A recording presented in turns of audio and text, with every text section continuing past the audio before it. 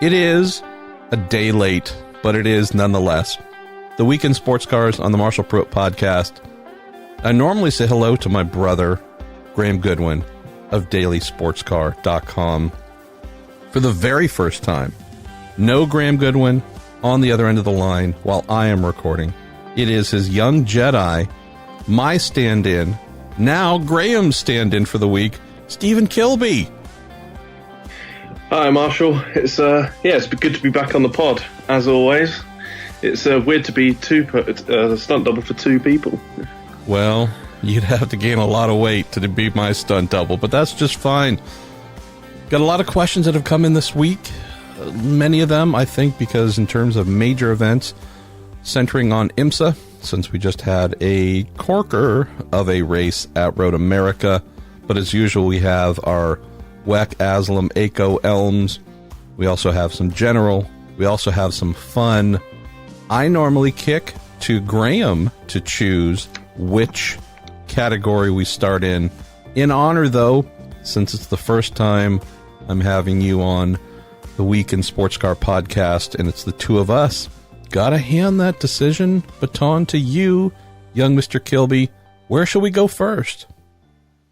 Well, it's an absolute honor, and I will say IMSA. We've had a corker of a race over the weekend, and I think all the listeners are going to be eager to dive into that topic. Well, I love the fact that you've lied to me already and said that it's an honor, but why don't we get rocking and rolling? And since the format here is on the IMSA side, that tends to be my domestic domain, either you or Graham will throw the questions my way, and when we move to the WEC and otherwise, I'll foist those in your direction. So why don't you go ahead and start lobbing away, my man? Yeah, let's go for it. We'll start with Smoking Puppy 841. He says, a question about our favourite three letters, BOP. See, Marshall, it took like 30 seconds and we're already on our favourite topic. Isn't it fantastic? He says, what do you think needs changing in DPI? Personally, I think Acura and Mazda seem about right, but Cadillac need to be sped up still, and Nissan are near the pace, but not at it yet. All right. Very first thought, I don't know if we've ever had to reprimand a listener before, but I'm just saying, Smoking Puppy 841, you send in questions just about every week. Leads me to believe you listen almost every week. The fact that you would say personally instead of hashtag me personally, I just feel like we got to have a bit of a timeout here. I mean, that's the official standard, right, Stephen? If you're going to use the word personally, it's got to be the official Marshall Pruett podcast, hashtag me personally. Kidding aside, I'm with you. I think the world is with you on BOP needs. It's been a while since we started off the show with BOP. It's actually only tapered down over months and months, but it's been clear for a good long while that Cadillac is out of sorts in terms of balance. The thing that it would be really hard, Stephen, for anyone to argue against at IMSA is this. The highest placed Cadillac at the most recent round, where no yellow flags were involved, nothing to stop the 2 hours and 40 minutes of action, on outright pace. The best Cadillac was something like 70 seconds arrears.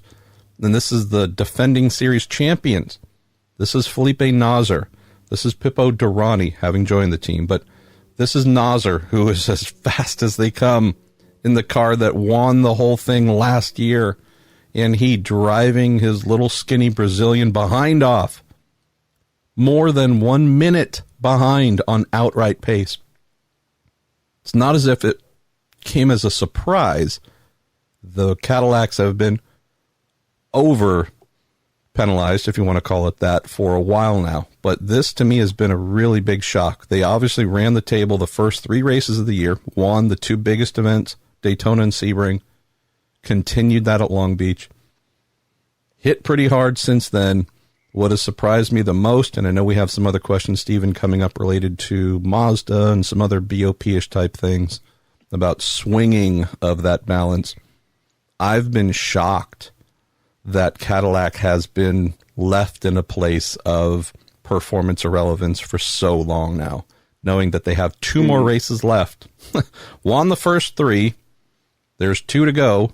That means that there were 5 in the middle. I'm not saying they were totally out of sorts at all 5, but in particular, absolute irrefutable evidence that there was no chance of fighting against the Mazdas or the Acuras or even the lone Nissan at Road America. The Nissan did seem to be in pretty happy place for sure.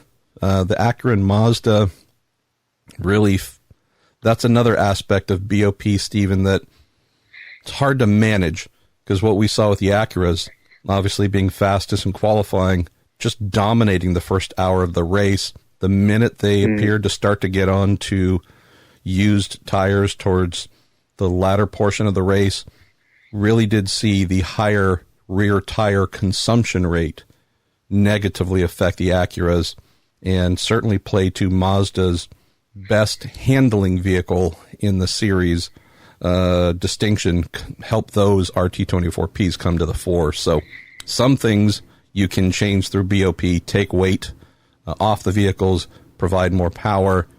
It's really hard, though, when we're talking about one brand being a little bit heavier at the rear than maybe its other direct rival in Mazda, and burning off those rear tires, and the Mazdas just simply being supremely balanced, and that being the differentiator. Even from the overhead, Stephen, to close on this, you might have seen from the camera angles, heading on to a long straight at Road America, you might see the Mazda get a good run on an Acura and thinking, all right, wow, let's see what happens towards the end of the straight. Didn't need to. Halfway down the straight, you saw the Acura pulling an advantage on power. So the Mazdas, at least as I saw it, doing so well this past weekend, it wasn't about BOP being out of balance and them being overly advantaged. It was, all right, they're not winning in a straight line for sure. Wow, what they're able to do in cornering phases and braking phases and immediate acceleration off corners, that was really impressive. No, I completely agree with you there. But it is, and I'm sure you'll agree, it is strange watching an IMSA race and seeing teams like Action Express and Wayne Taylor Racing just kind of not being there, like at the front. It's just odd. It's like watching it and you're thinking, there's something not right here. Oh, that's right. The Cadillacs are so far behind, they're not even getting any screen time. If you're a fan of turbocharged Japanese prototypes, IMSA's been fantastic this summer. If you're a fan of American Iron, you've maybe been wondering where some of the well-established stars, the most recent championships have all fallen to teams under the bow tie banner. And so, yeah, exactly. Bizarre to note that, Wayne Taylor Racing, not really a factor.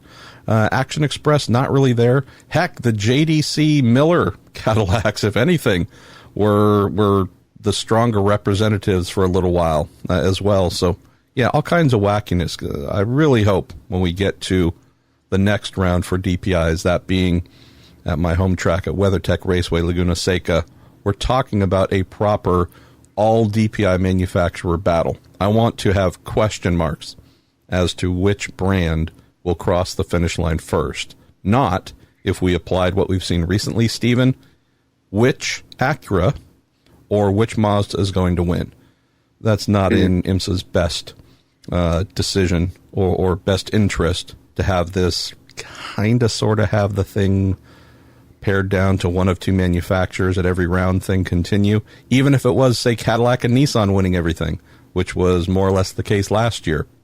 And even the year before that, that wasn't in their best interest. So getting all four manufacturers, or at least three of the four, to be really, really close, I would welcome its return.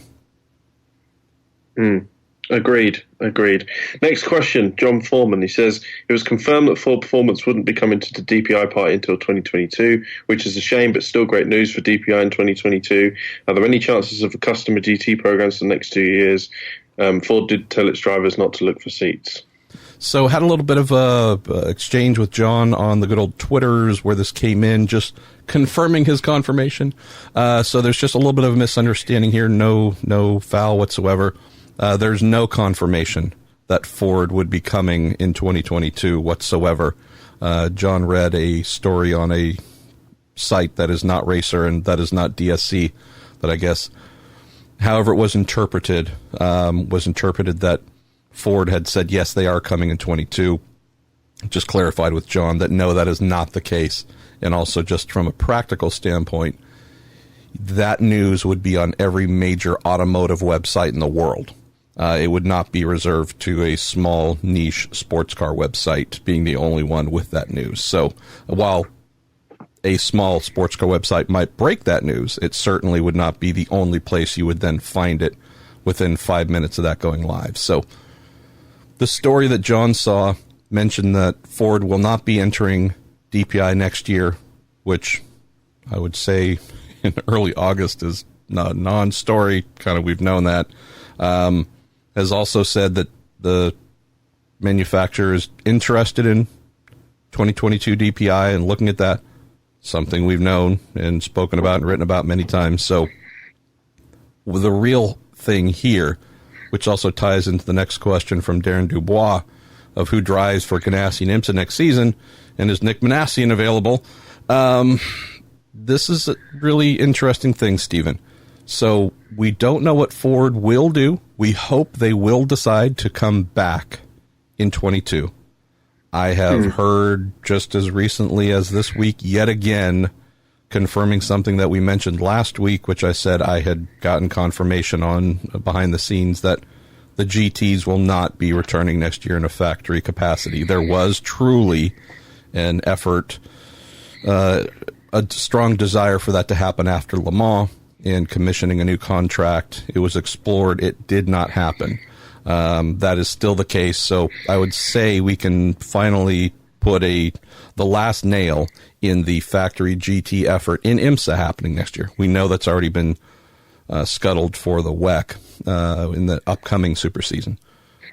So without Ford on the grid with something new next year, are there chances of customer GT programs? Answer is yes. Another thing I have to check in with the brand on to see how that's coming along in terms of potential sales, who might want to buy and then run them.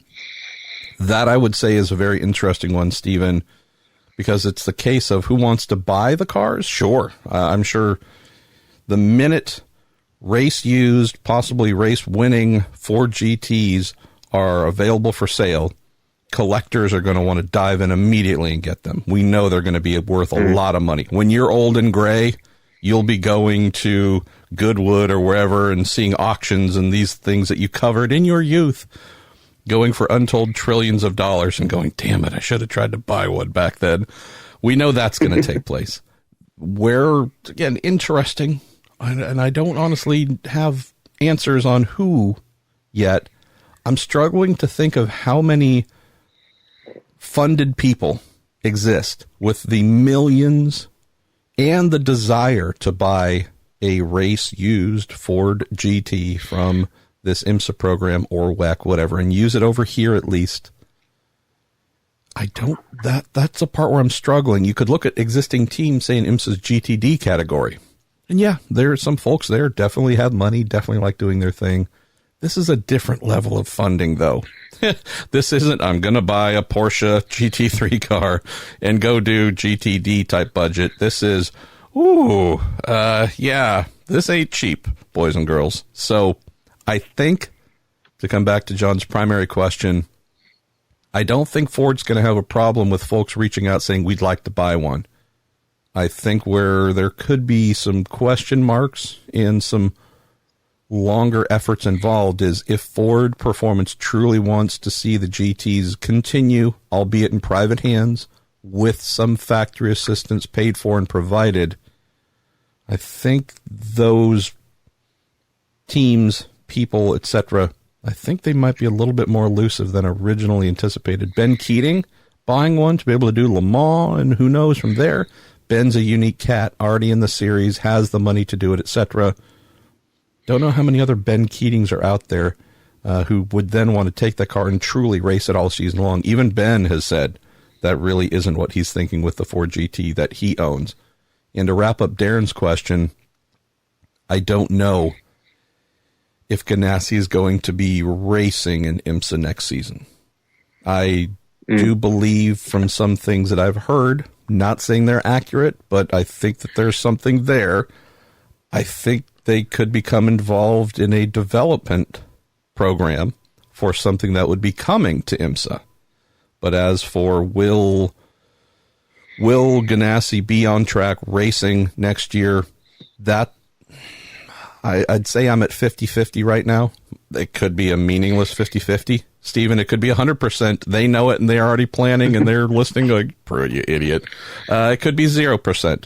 But at least from the things I've been hearing, even based on a conversation I had yesterday with someone where I said, hey, I heard Ganassi might be in the frame to run a specific program you're affiliated with. Is there anything there? And the answer was no. Not at all. I was like, oh, okay, that's the only one that made sense of a couple. But I have heard that there could be another thing coming in the wings. And also drawing back to John's note, very true. The current Ford GT drivers are indeed looking for opportunities next year. What I have heard, though, is dynamic has changed from the time where both drivers and members of the team were reaching out in the paddock, talking to folks, seeing what might be available for next season. I've heard that has changed to where it's just drivers. So that's the interesting part. Obviously, we will fill you in when we have more. Yeah, so we're going to continue with some GTLM stuff here. We've got Adam Kapiski on Facebook. He says, good evening, gents. So since GM had two of the latest 2020 C8 Corvettes at the track for fans to look over, has there been any rumblings from GM or Pratt & Miller on when the C8R will break cover, and is there a chance of it playing in hypercar as a ZR1? He also sends his best wishes to you and your lovely wife. Oh, well, thank you. Yeah, so this is another one. Lots of fun stuff, right, Stephen? Like, hey, what's it going to be next year? I love the fact that we can't say exactly on a number of things. So we love new. Yes. Well, would say that on the new is always better. Yeah. Well, I don't know about always. Although I did seem to recall writing something along those lines while announcing the Nissan GTR, GT1, LMP1, Hybrid R1, GTLM in 2015, and boy, that's in the if I could go back and rewrite a story list for sure. Can't say exactly, obviously, on the C8R for when they will break it free in any kind of public setting prior to Daytona next year. We know that they announced it's coming to Daytona next year. That's great. So we do indeed anticipate seeing it in and of itself in GTLM starting next season. Beyond that, though, would say for sure, and this I know is another question that we've had and comes in a bit, could it play in the WEC? How could it? Knowing timeline and cycle-wise, we're got a super season coming up here quickly, homologation and blah, blah, blah. Those are the things that I can't answer for sure, but would say that there's definitely a chance that we could see it somehow if the folks in good old FIA and ACO land wanted it to be there. Stephen, what would just say, coming back to Adam's primary question, we know we're going to see it in GTLM form. I've not heard a thing about it being hypercar, DPI, anything like that. And I do believe that just branding-wise, they really have tried to differentiate between production-based GT equals Corvette and anything else adventurous of late, at least, has been Cadillac. Obviously, prior to this, they did brand their DP as a Corvette, which was just, I think, a convenience more than anything. But at least over the last couple of years, especially since Cadillac has come out of GT3-based competition and just been in the prototype front, I'd struggle to see how the Corvette C8 would then also be imprinted upon a hypercar chassis or anything even DPI. So I think, Adam, we're just going to see it in GT form. Yeah, and from the conversations I've had with people in Corvette racing, I don't think there's an appetite at all for them to go hypercar. In fact, I think that some of the more senior people within the Corvette racing program are not particularly impressed with the hypercar regulations. That's my understanding. I think there could be a chance we see it in WC, maybe as a GTLM car, but I really don't think they're going to dive in and do a full hypercar program. I'm in agreement. Should we keep it rolling, baby? You're in agreement? Yep. Next question from Mitch Mortensen on Facebook. He says, so at Road America this Sunday, the Acura Penske of Juan Montoya got a warning for blocking, although it wasn't egregious. There were blocks thrown and there was a bit of retractive driving. On the last lap of the race, Harry Tincknell for an almighty block that Dane Cameron didn't really look ready for. He was clearly staring in the mirror, and this went without warning at all from IMSA. The inconsistency really had me concerned here. Does anything go on the last lap? Here's the thing, as I saw it. The Montoya blockages mid-race, I thought that was far more egregious than what happened on the final lap with Harry defending / blocking with Dane. As it took place for me, we certainly had a situation where if I'm having to call what was worst between the two, I am absolutely staring at the one taking place between the one initiated by Montoya as being the worst. So, yeah, what happened at the end of the race, I didn't necessarily see that as an exception, Mitch. I didn't see that as, it's the end of the race, whatever happens, happens, Rubbin's racing. I saw this as absolute consistency. And again, in terms of a warning, I don't view the warning of Montoya, but maybe not warning of Tincknell as being inconsistency. I would say it happened at a stage of the race with Montoya where there was a lot of race left. Where it happened with Tincknell, there was 30 seconds left in the race. Knowing that from a review standpoint, IMSA will do that. We'll want to look at the footage, review, and then pass down whatever it is. I just don't think that there was time. So I didn't so much see inconsistency there. If anything, I saw consistency in the non-application of some sort of penalty. They didn't penalize Montoya when he was just, frankly, being his Montoya-ish, dickish self blocking. And when Harry did the same thing to Montoya's teammate in the same car, but with the roles reversed, it seemed to fit a standard that IMSA gave the thumbs up on, and there we go. So I'm good with how things went down. If that's how the Acura driver is going to treat the Mazda driver, I can't really see any flaws in the Mazda driver doing it back to their respective teammates or whatever, dealing with things in the same way. So I'm good with all that. Don't definitely believe it's a last lap anything goes thing, but who knows? Maybe that's going to become the new IMSA standard. Next up, we've got a really positive question from Ed Horace on Facebook. Ed always brings the positivity. Wink, wink, nudge, nudge. This is incredibly positive. He says, which marriage ends up in divorce first? Mazda and Yost or Acura Team Penske? Well, I would say if this will implode or anything. Oh yeah, I would say if this question had been asked 6 weeks ago, there would be no question. It'd be Mazda and Yost.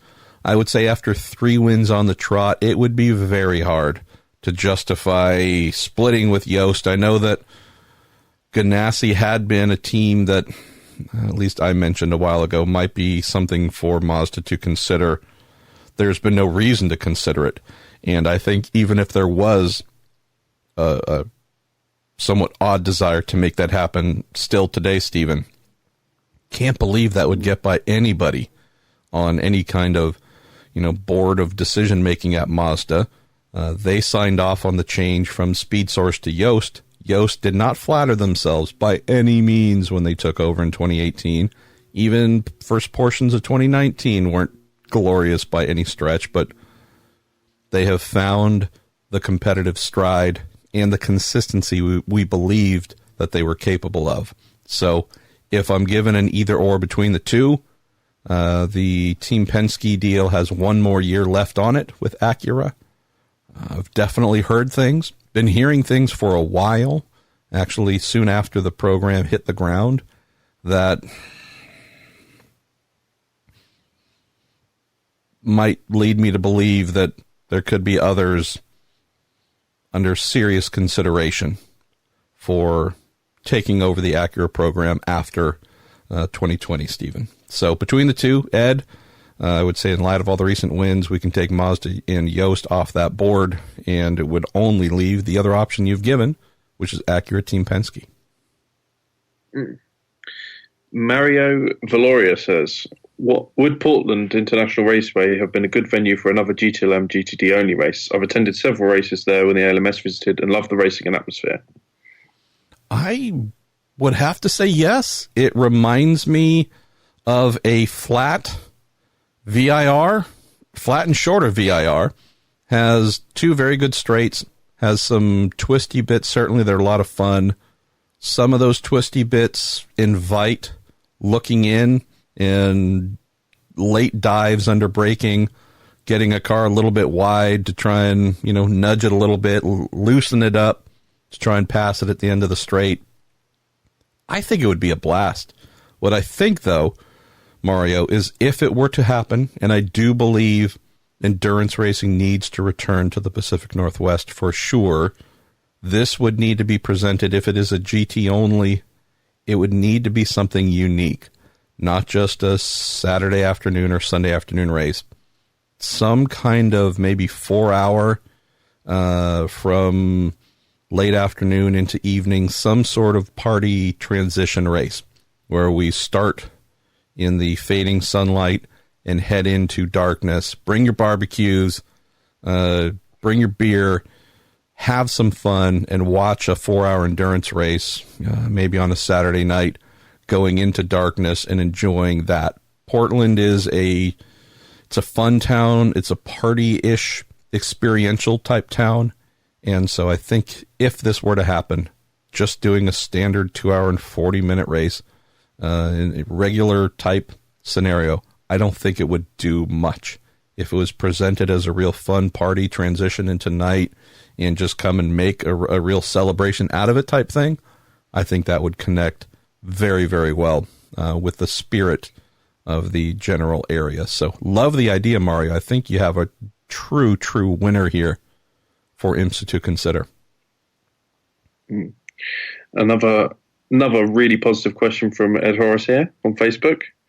He says, I can't get over the impression that IMSA in its DPI BOP process is not as much picking winners as, actually, I think they pretty much are picking winners. Why can't we go to a system where body characteristics have to fit into a certain aero envelope, the engines have to fit in a certain power torque envelope, and then leave it alone? IMSA has facilities to do the tests. As it stands, I think IMSA was giving Mazda the benefit of the doubt until they won 2 races and then pinned it back. Now they win a 3rd race, and then whatever happened to Cadillac? You get the idea. Marshall. Yeah, I mean, here's what we know since Mazda has been cited as the standard here. We've been saying since the roar before the 24, Mazda's ready to win. The cars are fast enough. They were ready to win a couple of races last year. I mean, Harry Tinknell was a very short amount of time away from making it happen at the track that they sponsored, Mazda Raceway Laguna Seca. So they've been close. They've been thereabouts. Can't argue that a bit of BOP assistance helped get them kind of over the hurdle to help. But we also have a fact where this is the system everyone accepts. And so, I mean, this is the standard routine, Stephen. So DPI Formula launched in 2017. Cadillacs were so much better than anything else. They just destroyed, just devastated the opposition. And IMSA, race by race, was coming up with all kinds of crazy stuff to slow them down. I know we've mentioned this before in the podcast, even to the point of dictating gear ratios that could be used. Please document "uded" as a word I just made up. Just crazy lengths to try and not allow Cadillac to have a, quote, BOP advantage. And it wasn't so much BOP advantage, it was the car just in the brand new formula was so much better than everyone else's. So through BOP, IMSA went to work to try and kick the legs out from Cadillac, race by race. And it took essentially a half season, a little more than a half season for them to get there. So as we're talking about a brand being advantaged, another one being disadvantaged, this is just the normal cycle. Whichever brand is the latest one to get the thing that helps or doesn't get the thing that isn't helping, it just constantly moves. So I hear what you're saying, Ed, about could they change to this style? Sure, they could. They could throw BOP away. I want it to go away. Who doesn't want it to go away? But it's what they've chosen. The manufacturers have opted in. I think there's some Stockholm syndrome going on. Nonetheless, it, as I do my best Juan Montoya, is what it is. And so as we head into, for DPIs in this example, to Laguna Seca and Road Atlanta for the final two races, I'm positive there will be BOP changes that move the baton of happiness to one brand away from another. Will Cadillac be back and competitive again? I gotta believe they will.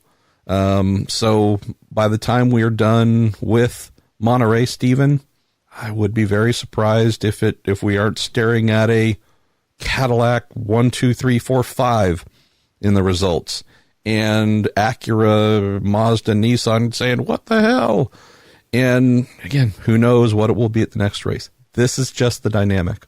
So for me, unless it's crazy like we had to start 2017, where one brand just, you couldn't find ways to penalize them enough to balance the field, you tend to have these streaks. Mazda with 3 in a row. Look at GTLM. Porsche's won half the races this year. I think won, basically half the season in a row almost. It's amazing, isn't it? It's flawed, but it's the system they've chosen and the system manufacturers opt into. Until the manufacturers, like any form of governance, until the people rise up and say, no, we no longer accept this, there must be change. Until that happens and everyone opts into the way things are, the status quo being BOP, this passing of the baton happens in every class where it's used. Yeah, there are some similarities here, aren't there, Marshall, with Toyota and the WC? I mean, the amount of years that people are up in arms about them at Le Mans and they can't win it, and we really want them to win it, and everyone's rooting for them, and people are going crazy, and they almost win it a couple of times, and then they win it once, and then they win a few races on the bounce, and all of a sudden everyone's kind of like bored of it. And it's kind of the same thing with Mazda for me. It's like everyone's like desperate for Mazda to win. They win 3 races in a row, and everyone's like, hang on a minute, whoa, what about Cadillac? Exactly. You raise a great point, though. I mean, I really do have to take the WC to task and the ACO. I mean, all that's happened for a while now are Toyota victories. I haven't seen Audi win a thing in a really long time. So, I mean, I'm just saying, they really need to consider what they're doing with BOP there. 100%. 100%. We've had, I think you've kind of gone over some of these points. Question from Jerry Harden about the mood at Mazda and them turning the corner. And I think you've been through that. One about the C8R timeline from Michael Bredick, which we've gone over. So let's go to Adam Smith. He says, Scott Atherton mentioned up to 10 manufacturers interested in DPI 2.0 last weekend at Road America, if I heard rightly. Do we have names of these manufacturers, or are these things really tight-lipped at the moment? I think I know 8 or 9, because I think I've written about 8 or 9. Let me see if I can remember them off the top of my increasingly balding head. We would have Ford, Acura, Mazda, Lamborghini, BMW, Lexus. All right. I think Porsche's in the room. So what, that's 7 now? Lord, why am I forgetting a couple of the other ones? I guess, did I mention Cadillac? I'm not sure about Cadillac if I mentioned that. And Nissan. So I think that would take us to all the current manufacturers as well. So that would be 9 or so. 10th, I cannot honestly say. I don't know which one is the 10th. I can say, I've written about it. Try and have at least some little new thing to drop in here, and hopefully someone picks it up during listening each week. I have heard, Stephen, and I am slowly pursuing this because I don't have the time to pursue it quickly, but I have heard from some very credible people that a manufacturer that is not currently involved in DPI has decided to get involved in DPI with the new 2.0 regulations in 2022. So that is something I will indeed be pursuing and hopefully shining a little bit of a spotlight on. I actually heard a lot of DPI news over the past, I'd say, week. Not honestly centered around Road America, State of the Series, and that itself being the big generator of things. Just, I think it's honestly, I've had a tiny increase in the amount of time I can focus on work and calling around and asking things like I would normally do. And from those efforts, I've heard a lot of very interesting things, none of which I can put into print yet. But yeah, positive stuff for sure. So there you go, Ed. I brought in some positive. You got the negative. We'll see who wins the war. We'll have to just sit and refresh the page on racer.com's homepage, won't we now? Positivity.com. We eagerly anticipate the news. Yes. Andrew Back on Facebook says, we already know that sports car racing is a rule following exercise, but was the Hart disqualification in TCR one of the worst examples we've seen? A bronze-rated driver was disqualified from the win because his professional co-driver didn't spend enough time behind the wheel, except he did drive enough, but IMSA stopped the clock when the overall leader takes the checker flag. Is there a way to fix this rule? If so, how would you do it? Andrew, thank you for raising this question for sure. So this involves Chad Gilsinger, the team owner / principal / the bronze-rated driver in question in the Honda TCR entry, and his teammate, our friend, good friend, and Dinner with Racers co-host as well, Ryan Eversley, with them being disqualified for what I think was being 8 seconds shy, 6 seconds shy, whatever the exact number was, shy on meeting minimum drive time on Ryan's behalf. Obviously, if you saw any or all of the Michelin Pilot Challenge event, it was rain affected, the amount of total green time they had. Again, there was lightning in the area. There's all kinds of things affecting it being just a normal race length. They got it wrong, right? Even having to adjust, as every other team did, right? Every other team in the race had to adjust to the same things and got their drive time correct. I haven't heard of other disqualifications for it. If so, that's my ignorance. But we aren't talking about half the field failed to get the drive time right. This team is, at least as I know, the only one, but the primary one we know of this disqualification happening. So they made a mistake. They understand the mistake. I believe the error in knowledge was not knowing that the drive time clock for everybody stopped the minute the winner crossed the finish line. I wasn't aware of that as well, by the way. Where I think the rule adjustment needs to happen, Andrew, without a doubt, and this is going to be a brief step up onto the Christoph Bushu's Hammer Emporium sponsored Weekend Sports Car Soapbox. I completely agree with a team running afoul of a written rule and having a time-based penalty applied for breaching a time-based rule. I get voiding points, possibly, as a result of violating this rule. A disqualification for being a very small amount of time off on drive time. I realize that whether you're 1 second off or 100 seconds off doesn't matter. You're just as out of compliance. The amount of time you're out doesn't really matter. The rule is based on in compliance, out of compliance. It's clear the team was out of compliance. A disqualification, in our eyes, in the official results, it's as if the Hart team was never at Road America. Its sponsors and partners, investors, whomevers, weren't there. No value, Nothing to show for it other than the very public embarrassment through a disqualification?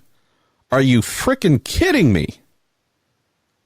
Stephen, I know that if we look at the trends in modern racing and officiating, we can say that in IMSA, in many forms of the sport, not all, but in many forms of the sport, we've migrated towards harsh, draconian penalties for seemingly any kind of infraction. NASCAR is the king of this. Your car's ride height at the right rear was off by a millionth of a something. We're going to shoot and kill your family, light your house on fire, and possibly drop a nuclear weapon on the town where you were born. It's, you know, that doesn't seem that harsh to me. So, well, again, sometimes they try to bury it, but it's just the thing where you go, you just create living panic and fear and mental nervous breakdowns among people because even the smallest, tiniest, oh my goodness, mistake leads to this thing where you go, and the crew chief is fined $25,000 and suspended for 6 weeks. What? For a mistake. If we're talking, we found the nitrous oxide bottle, you're cheating. You're truly trying to circumvent the rules by, in crafty ways, trying to get an advantage. Now that, disqualify, get them. Go get them.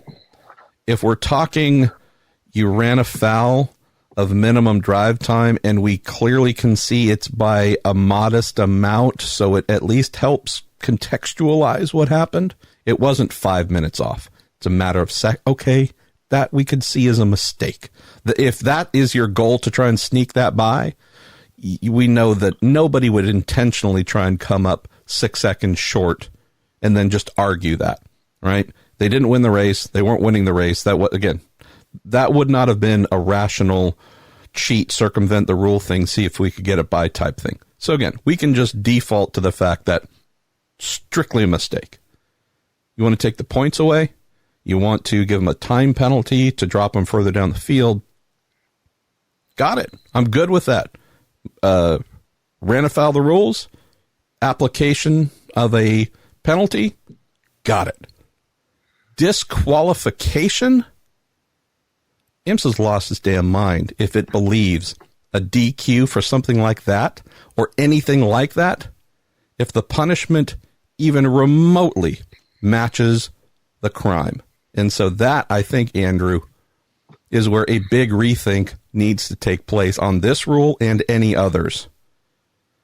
Time, points, monetary possibly, knowing that we're not talking about teams with a ton of money here, cash in hand by and large. Play in those areas. We get that. That seems to match. This, we're going to the max on penalty, doesn't fit. The last quick note to this, and the reason why it doesn't fit, could a factory team, true factory DPI, GTLM team, handle the financial ramifications and whatnot? Probably. For a smaller team like this in a feeder series that is doing its best in a time where finding money is really hard.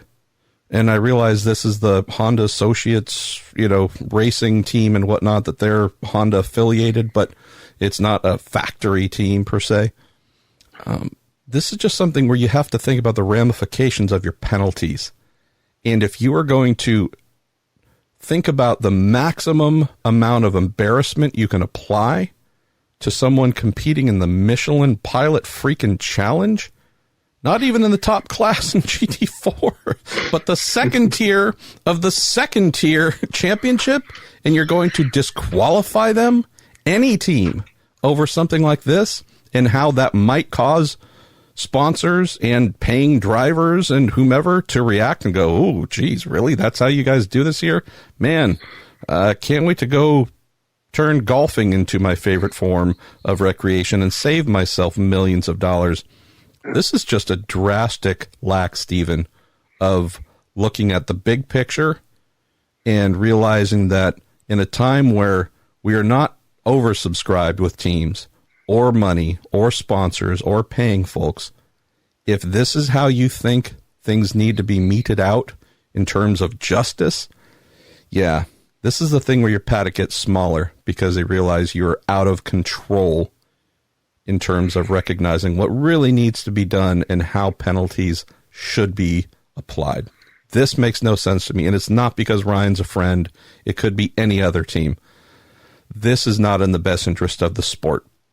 If going to a DQ for anything other than truly egregious penalties, right? You decided to weave down the straightaway and knock every car on the left and right off the track and into the wall.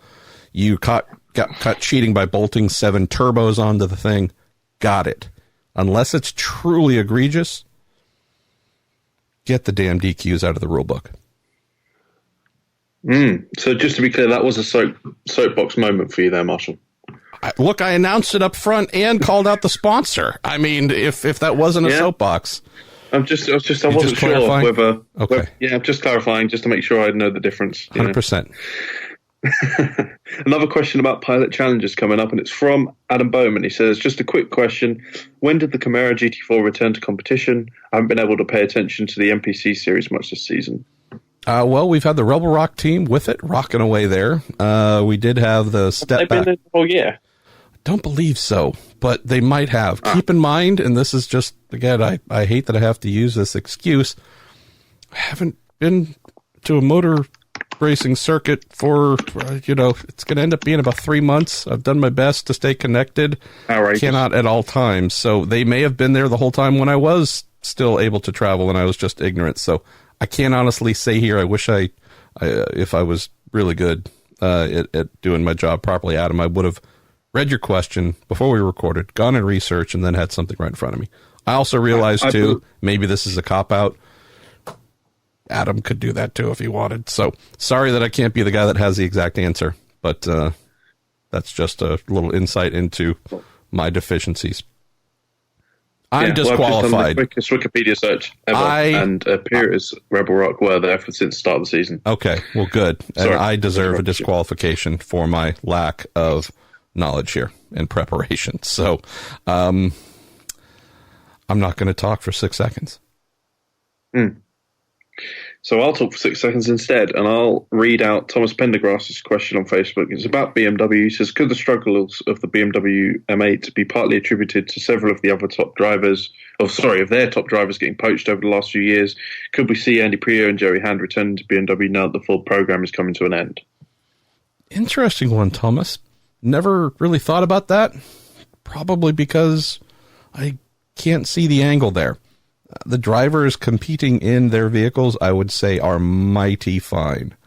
Would I rate any of them above an Andy Priaulx or Joey Hand or Dirk Mueller or some other past BMW types? Probably not. It's a good one, though, knowing that there are some ridiculously talented folks coming out of a shutting down or shut down for GT program. Yeah, I would say, using my finest Graham Goodwin parlance, watch this space for sure. And not just on the BMW front. I would say, I mentioned in an article, or maybe, I don't remember what I mentioned. I think it was an opinion piece, and it was written in a fairly oblique manner on the Corvette side. Keep hearing that there's a general mindset to move towards modernization, modernizing many things within the program with the C8R coming. I would extend that, Stephen, knowing the age of some of the drivers and tenure of some of the drivers in the program. I'd be very surprised if we went into the next WeatherTech Sports Car Championship season without seeing at least one, maybe even two new names involved in the Corvette driver side. So back to Thomas's primary question, you bet, man. I wouldn't put the BMW M8 struggles down to rotating cast of drivers and maybe some of them in the car right now being less capable than others. I would not. I don't see that. But I do see the fact that there are monsters on the market now available on the IMSA side, thanks to Ford deciding to step down, that will absolutely cause the folks at BMW, Corvette, I don't know about Porsche, but I definitely think we could see some different names involved who would have been rivals this year and could be allies next. Well, before we move on, I'll just quickly say, I think with Thomas's question, there's something in that, but I think it's more for the WEC side. In the WEC BMW program, and I talked about this with Graham during the season, they swapped drivers and swapped the lineups pretty much every single race during the super season. And I think that genuinely was a factor in some of their performances because there was no chemistry between their lineups, really. And you had the situation where you're talking to BMW drivers and you're like a month away from the next race and they haven't got a clue whether they're going to be there. They were swapping them around. And I think when you've got the rest of the class with the same drivers every single race, pounding out laps in testing and practice and qualifying, I think that does make a difference, especially when you're getting a program off the ground. But anyway, that's a bit WC. We'll carry on with Ryan Terpstra. As we start to wind down, too, should say, as we start to wind down IMSA and get towards me, just firing questions your way in the most aggressive American manner.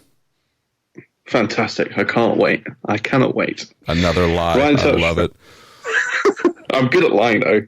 You're young and good at lying. Man, you are going to have a fantastic career in this sport. Yeah, especially as a journalist. Stephen Kilbey. Oh, he's going to be smiling, but man, there's just going to be freaking acid behind everything there. I love it. Fantastic. Right. Yeah, so Ryan Terpstra asks, I can't figure out why so many teams committed to a strategy that required a yellow flag at Road America. Still, after 2 hours and 40 minutes, there was a freeway dogfight at the front. Maybe if Cadillac can drop some weight, they can join in the fun in the last two races. #BOP. So is that a fat joke you're throwing at me there, Terpstra? Lose some weight? Oh, Cadillac, got it. Sorry. I mean, I'd hope you'd throw fat jokes at me. I mean, come on. Trending is a big part of what happens in race preparation for race strategists and engineers. It's really interesting. Our friend Mike Hull, for example, from the Chip Ganassi team, both in IndyCar and sports cars, they do extensive trending look backs, not just the year before, but the past 5 years. There's traditionally been 3 yellows at this race. By the numbers, the first one tends to happen on the opening lap.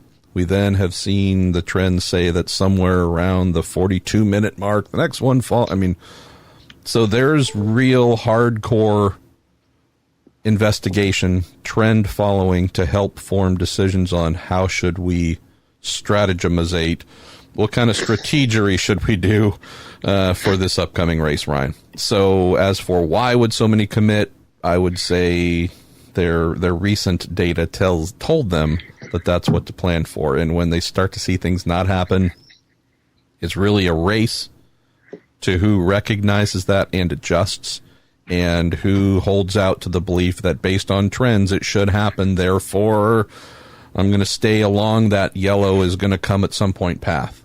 And so that's frankly just as simple as it is. And then there's just those who say, look, we've got a plan, we're sticking to it whatsoever.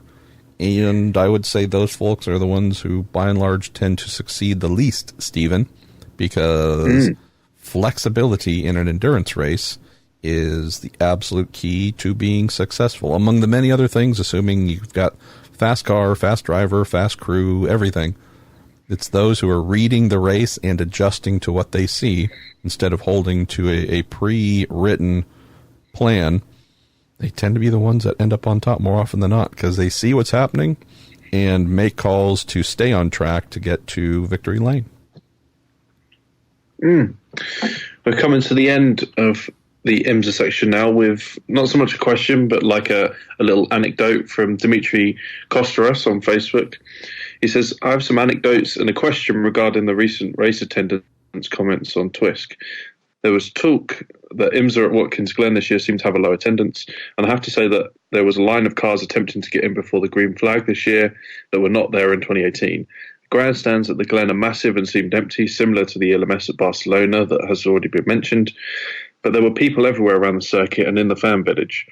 There was a 20-minute wait for a sandwich around 3 hours into the race. I don't think the increase in attendance at the Glen from 2018 to 19 is solely due to the beautiful weather this year. According to the IMSA broadcast, Road America was very well attended as well. I've heard Marshall mention before on the podcast how much he enjoyed the ill-fated Baltimore Grand Prix. It was briefly my local race, and I attended both the IndyCar and AsLMS races there, all 3 years from 2011 to 2013. The grandstands were packed. There were large crowds who came for the festival atmosphere.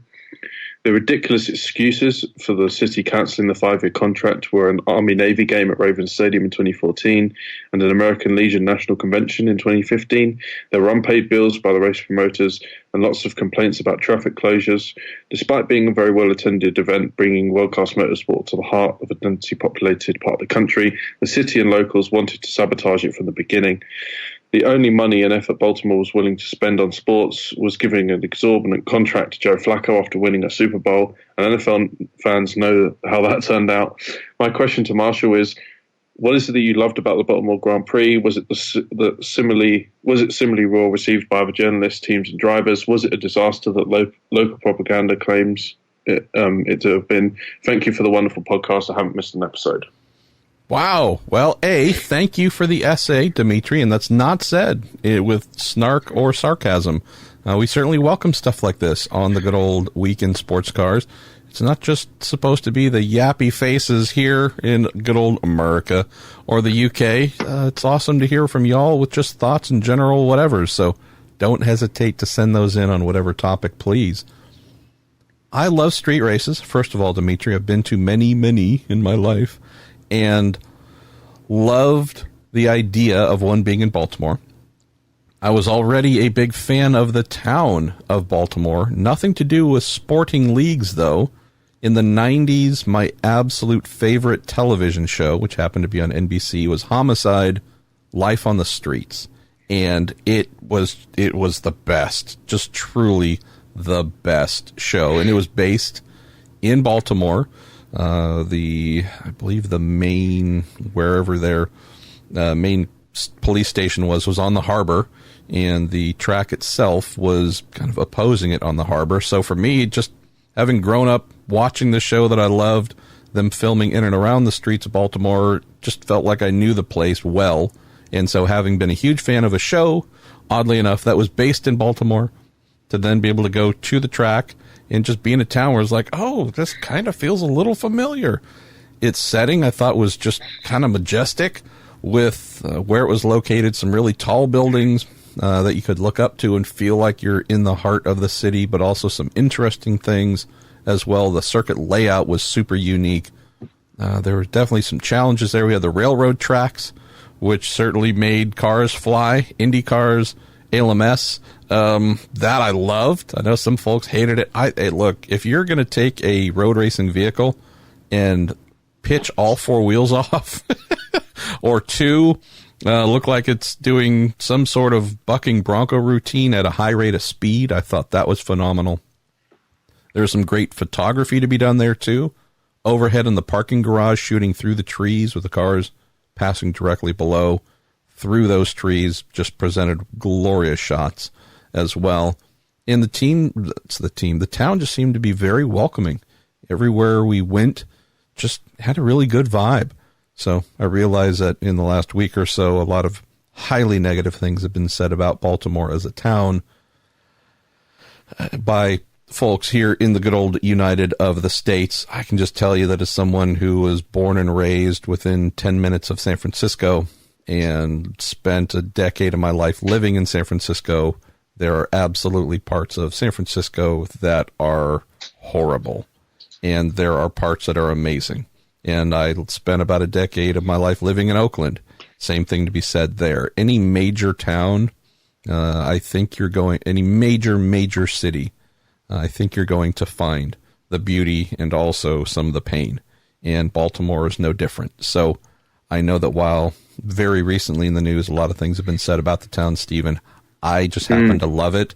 But I'm also the guy that when I lived in San Francisco for a long time, lived at the far end in one of the most impoverished areas, and it was not clean. It was not anything. You wouldn't take your parents there. You wouldn't take your girlfriend there. I was young at the time, so I didn't really care. I loved it. There was character and real people and a lot to enjoy. So that's maybe my leaning. I'd rather go to the slightly dirtier, grittier part of town. So I certainly wasn't put off by any of the things folks might have been a little bit questionable to them about Baltimore. So I just loved all of it, to come back to your primary question, Dimitri. And maybe the biggest thing that I loved most was a new town wanted to have major motor racing there. We don't have that happen nearly as often as it once did. And I know what IndyCar is yet to announce its schedule next year. I can tell you within one circuit, every single venue, more or less where it's going to fall in the calendar. IMSA's obviously revealed their calendar last week. Every single thing's identical. We knew it was going to be identical beforehand. That's good for fans, existing fans. Consistency is good. Date equity is good. But from a building something new, getting a feel, getting new folks in to see something they hadn't seen before, maybe become new fans, growth, getting into a new market, that's what I loved most about Baltimore. I thought that folks who hadn't seen this kind of stuff, sports cars and open wheel, really did take a shine to it, Stephen. But unfortunately, that experiment ended prematurely. And speaking of prematurely, although that has nothing to do with anything here in terms of a segue, let's go. That's right. It's time for you to be Graham Goodwin, WEC, AsLMS, ELMS, ACO. We're changing categories, moving to your discipline of expertise. Starting with our man John Foreman. He's back again, asking about the Aston Martin Hypercar program. It's even spelled MME with the program. So proper spelling for you. I know you wouldn't understand it if there wasn't the extra ME at the end of program there, Stephen. John says, with Aston Martin recently in the headlines for losses and decreased production, do either of you think this will affect their plans for Hypercar? Could this push back their debut by a year or rule out customer cars in the first year? Hope everything is still on track. So although he posted the two of us, it's all yours. Make it or break it. If you get this wrong, we're stopping the show. No, I think there's nothing official about any of this, and you wouldn't expect there to be. But the way I understand the way this program is funded is that it's funded by customers and it's coordinated by AF Racing, and it's not necessarily Aston Martin Lagonda throwing tons of money at it. So as far as I can see, this wouldn't have a major effect on the Hypercar program. Could it? Yes. But right now, I would say that the Hypercar program is continuing on as planned. And I'm told they're all still hard at work, as are the guys from Toyota. So right now, I don't think there's any sort of, any screaming headlines to be written just yet. We'll just have to monitor it. I mean, it is strange to see Aston Martin in the headlines, having financial issues after such a fantastic decade that they've just come off the back of. But we will see how that develops. As you mentioned, not a surprise. What I'm curious to see, Stephen, this is just purely on the road car side. We're not talking racing. They've done a lot of specialty customization-minded things. There's been a lot of flashy content coming out. Vehicles you and I think everybody would love to have. Oh my goodness, that's amazing. I want one of them. Wonder, though, with the transition of the aging Vantage platform, and again, some efforts to modernize that, just strictly a volume standpoint. And it seemed like, boy, there's a long period, as you mentioned, where a lot of cars were sold. There was a truly, for a low volume manufacturer, they did have one very popular high volume sales angle with the previous just straight up lovely V8 powered Vantage. Obviously there was a V12 option in there as well, which sold to a lesser degree, but just curious to see if they can get back on track with more modern version of the Vantage platform, or who knows if there's something else that really could take off that is just flying out of the proverbial showroom floors to help put more money back in their overall bank accounts. But again, as you mentioned, the financing for what they're doing in hypercar might not be truly tied to that angle. And Alex Eichmiller also asked a question here about the same thing. But from the flip side, how much, Stephen, do you think the ACO and FIA are sweating Aston Martin's financial situation whatsoever? I don't think they'd be sitting and sweating about this over anything else anymore. I just think that they're probably more concerned right now about making sure that a third manufacturer comes on board in hypercar before they start writing off the ones that have already signed up to it. When I spoke to Gerard Neveu in Barcelona, he seemed to be pretty positive. As I'm sure you'll know, Marshall, he can be sometimes just positive about literally everything. He seemed to think that, Aston Martin and Toyota were putting a ton of effort into what they're doing and that it's all progressing nicely. I think they'll be monitoring it as I think everyone will be in the paddock. But I don't think they'll be necessarily panicking. All we need is Danny Bahar to announce that Lotus is joining. All problems will be solved. That would be brilliant. Now that was a nice little bit of sarcasm and snark from my end. All right, we're going to move on to our man Sean Crockett. Says this might have to wait for Graham's return. I say no, though. Stephen can handle this. Earlier in the year, when talking about hypercar, Graham mentioned that Ferrari had a particular reason for wanting this to happen, quote, now, as it looks like they're not going to play in hypercar. We maybe be let in on some of the reasoning why. Any thoughts there? What can you share with us? I know you and Graham have a daily 5 a.m. meeting of all secret topics in the extra private dailysportscar.com bunker. Yeah, so I wrote about this actually in a piece I wrote for racer.com. Never heard of it. No, me neither. So just search it. I think Google will probably find it on like the 4th, 5th page if you did type that in. Yeah, so hashtag breaking exclusive scoop. Yes. Yeah, breaking exclusive scoop indeed. So I wrote about all the different manufacturers that are technically in play right now beyond Aston Martin and Toyota. And what we understand with Ferrari is that they were trying to shoehorn GTE Plus into the regulations for hypercar. That was their big sticking point. That was what they wanted. That was their spot in the room was taken over by the fact that that's the way they wanted to shape it, and it didn't happen. And that's just what you'll know, Marshall, from what we've got with DPI and how this is all forming. You can't make everybody happy, and Ferrari aren't necessarily going to dive straight in. They're not desperate. I think they'd rather look at their Formula One program in much the same way that McLaren is right now, and work towards making sure that's where they want that to be first before they start throwing big money at a massive hypercar program. So it's GTE Plus. That's the reason we believe. And as that's not happened, they've kind of taken a step back from it. But I'm sure they'll be monitoring, as many other manufacturers that have been inside the technical working group meetings will be. I would just add to this, knowing that Formula One is their number one outlet for showing the world who they are, their competitive genes, and that's been the case for long before you and I were born, Stephen.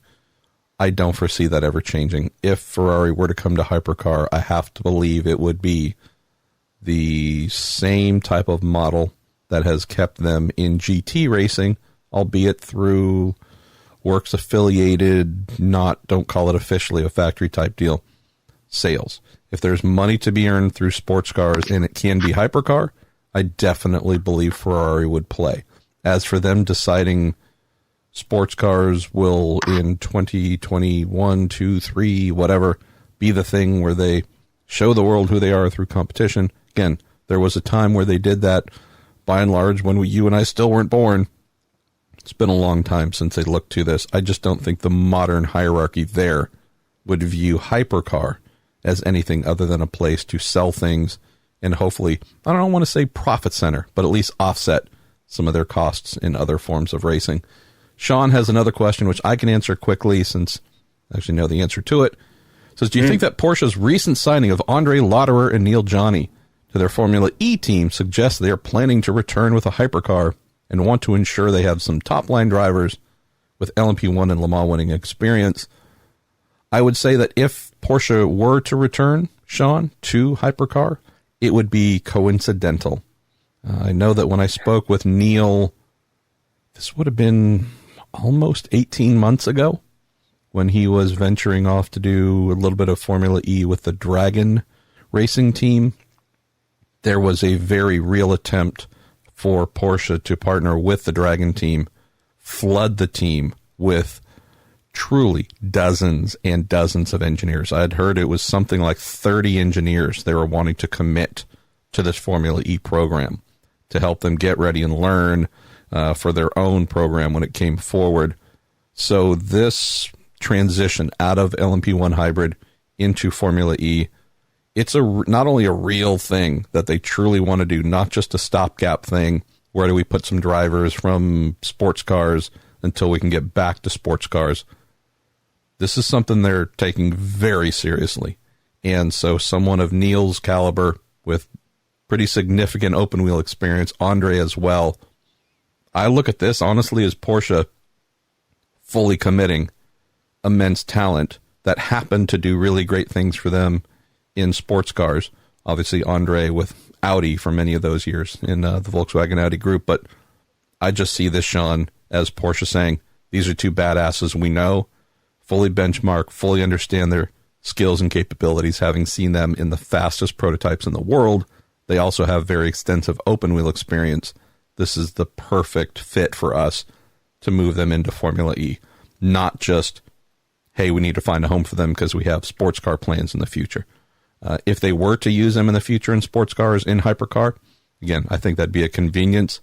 Don't think that's the plan at all. Let's go to Jacob Bain. Says, do you know if the WEC means to address the timing and scoring system issue that went public just before the 24 Hours of Le Mans? Could we hope for the series to revamp the look of their timing service and add essential features like sector times, or at least enable some customization points? What should we expect to see in September at Silverstone for the Super Season opener? And that's a lot of words. Stephen, let's start with the letter S. Yeah, so I think he's referring to the timing and scoring website that was live up until the sort of halfway through the week during the Le Mans 24 Hours, which is a bit of an independent website. Yeah, independent, non-affiliated, I believe no agreements in place as well for that data to be used.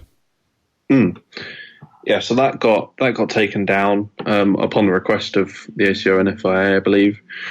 And they haven't said anything since then regarding big changes to their timing and scoring system and what they make available to the public.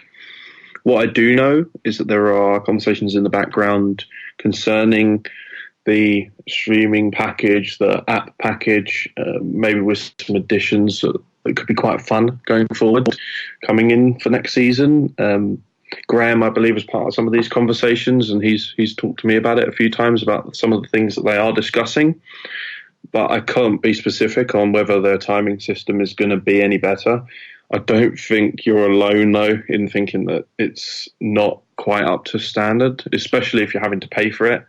It's not as good as many of the other championships that we cover, Marshall, that have more adaptable timing scoring systems where you can go through lots of options and personalize it and make it look the way you want it, which, when you're staring at a timing screen for 12 hours can be quite nice. It's kind of a nice luxury to have, as well as fans at home. But the sort of short answer to this is I couldn't tell you right now whether they're going to make the changes, but they are at least looking at how they can improve their paid services. Going to go to Jacob once more. So his question regarding the new spec Michelin LMP1 tires for privateers. Gray mentioned last week that they had a very limited access to the tire during the prologue after being initially told they would not have any access at all. Meanwhile, I recall pretty vividly Michelin saying that they would be happy to supply tires in time for Le Mans 2019, maybe even Spa, and it was one of the teams that voted no. It would mean that Michelin was ready back in June, which in turn means the tires do exist in physical form. He says, my question is, insert dramatic pause here, please. How? What happened along the way? Why were they not in Barcelona? And how could it affect the privateer's learning curve with the new spec tires? Stephen Kilbey, please tell us. I spoke to Graham when I read this question, just to make sure my memory served me correctly. He's on vacation. You bugged him on vacation for a week in sports car question. Bad, Stephen. Bad. He was checking in. He was asking if everyone's okay, and I said, "Look, I'm going to do a service to the listeners here. I'm going to be a good journalist and double check my facts." Oh, why? Why would you do that? Single source. Just pull it out of your ass. No one will know. Yeah, so the LMP1 teams did have the 2019 spec tires at Barcelona, at least some sets of them, and didn't have like the full range to be able to do 2 days of running with a complete, just solely using the 2019 spec tires. I know the Ginetta guys have been impressed by the 2019 tires. They've run them in multiple tests, as of S&P before they pulled out. Rebellion also did as well.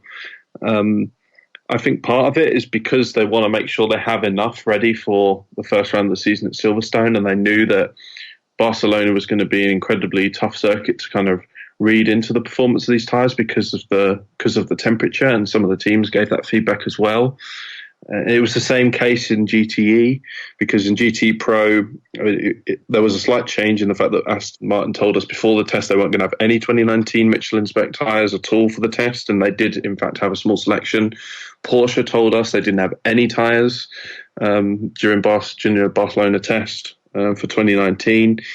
So I think it's going to be a combination of resources, the fact that it was really that long since we came back from Le Mans, and the fact that these teams have kind of already been out testing with them before the prologue. So I expect that they'll be all ready to go for Silverstone. It's more a case of when you look into LMP2 and the tyres that Michelin and Goodyear will be providing there, whether they reveal their full hand for the season or not, whether they bring all three spec tyres, the A, B and C, to the first race. That's still to be decided. But as for the rest of the classes, I think it's going to be business as usual. I think they'll all have a full running with the 2019 tyres. Speaking of full hands, we're at the final WEC AsLMS ACO question. We are full. This is full up here. Honor goes. It's true honor. I know, Ben, you're saying Stephen Kilbey's answering my question. Oh, my God. Ben Cutting says, with LMP3 being sped up for 2020 and LMP2 being slowed down in 21 to accommodate car, the official weekend sports car name for hypercar, is there a risk the two classes will end up on a similar performance level in the ELMS? It's certainly a topic of discussion in the paddock, mainly because nobody seems to know what the answer is. They haven't made a decision as of yet in LMP2, whether they're going to officially slow them down, if so, by how much, how they're going to do it. There's discussions between the teams now, talking about rumours and speculation surrounding this. But the answer is they don't know. There is obviously the risk that they will be bunched up. We are going to see the LMP3 cars a little bit quicker. I think there's like an extra 50 horsepower or something in the new engine for this year. So they're going to be a little bit quicker, and the aero is obviously going to be updated for the Elysia, and we've got new cars coming in. So by nature of that, we are going to see quicker LMP3 cars. And in 2020, we will probably see slower LMP2 cars, because I think that's the route they're going to take. It's going to be interesting to see how they manage all this, because they're going to have a lot of explaining to do to some of these teams and drivers who have invested so much money into the P2 platform. They've spent a lot of money on new cars that are more expensive to run, to then be told that they're going to be slowed down to sort of similar pace levels that the older cars were in. I think it's going to be a little bit of a tough sell, but ultimately everyone's just going to have to get on with it.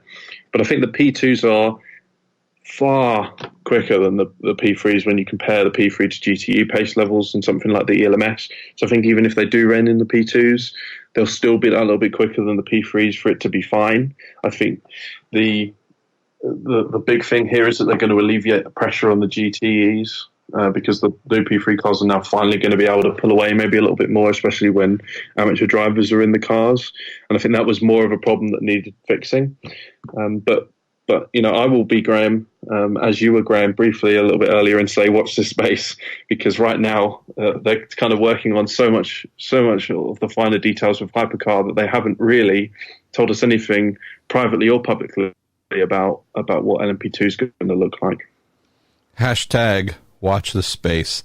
We're working, by the way, on a shirt that's going to sell a high volume, possibly as many as 3, could be 4, depending on whether I order one, of our favorite Marshall Pruett podcast hashtags. Me personally is there, I think, at the top of the list. Hashtag front nose. That's another one of my just most hated redundancyisms. But we might have to include some others. The hashtag watch the space, the hashtag it is what it is, which is our favorite Juan Montoya-ism. I don't know if it's a hashtag, but we might have to include the hashtag Boo Shoes Hammer Emporium. We've been coming up with just a lot of stupid things, and so maybe they need to be on a T-shirt. Who knows? All right, it is time, officially, Stephen Kilbey, to move to General. We're going to move to General, and I'll grab the first 2 because they're kind of meant for me. I will throw the rest at you. Then we're going to get to fun. Then we are going to finish, knowing that we are at, I don't know, almost an hour and a half, something like that in the show, and we only have 3 minutes left. No, we're going to do our best here. First one from Damian Peachman. Marshall, with which circuit in America, in your mind, would be best suited for SRO's 8-hour race?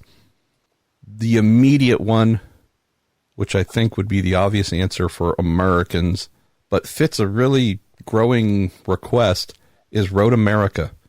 We hear every year, leading into and coming out of the Road America IMSA race, please, why isn't it long? Why isn't it 1,000 miles? Why isn't it something 6, 8, 10 hours?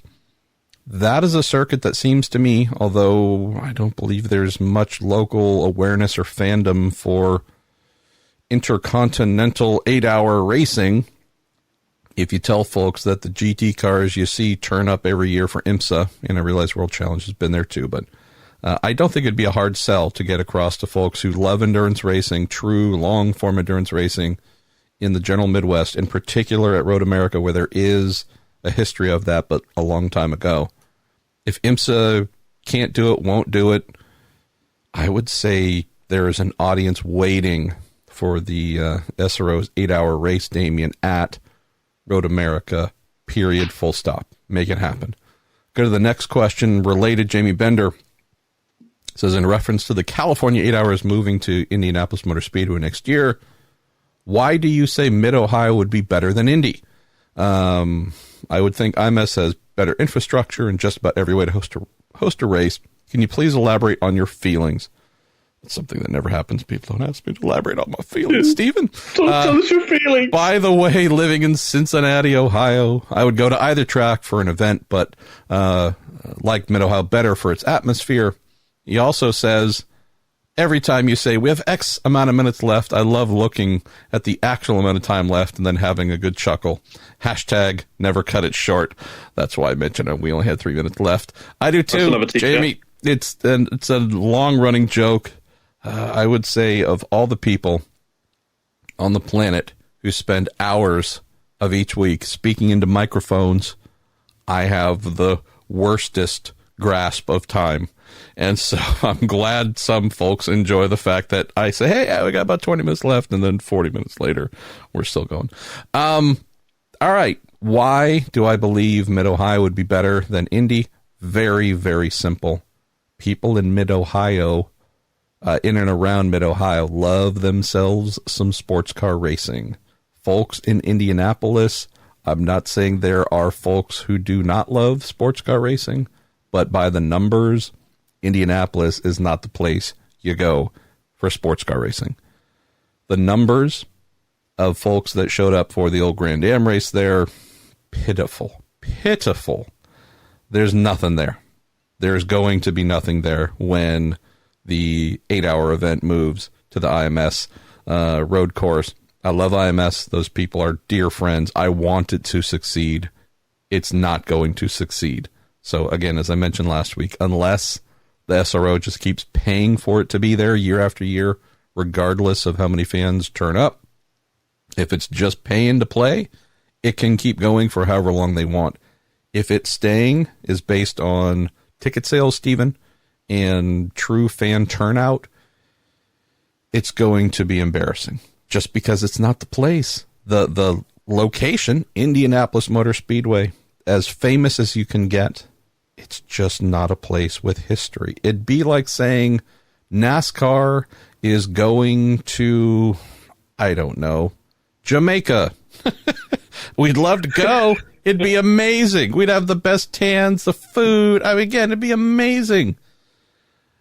Folks still might even turn out of curiosity because, big international motor races aren't held there. But I'm just saying, this is not a NASCAR-loving location we think of. So, yeah, it'd be odd. Well, when you throw an odd international, call it European GT sports car event into a place, Indianapolis, IndyCar, Indy 500. Yeah, all right, man. Hey, it's cool. Just don't get your hopes up. Heck, NASCAR, Stephen, has been there since 1994, I think. 95, the Brickyard 400.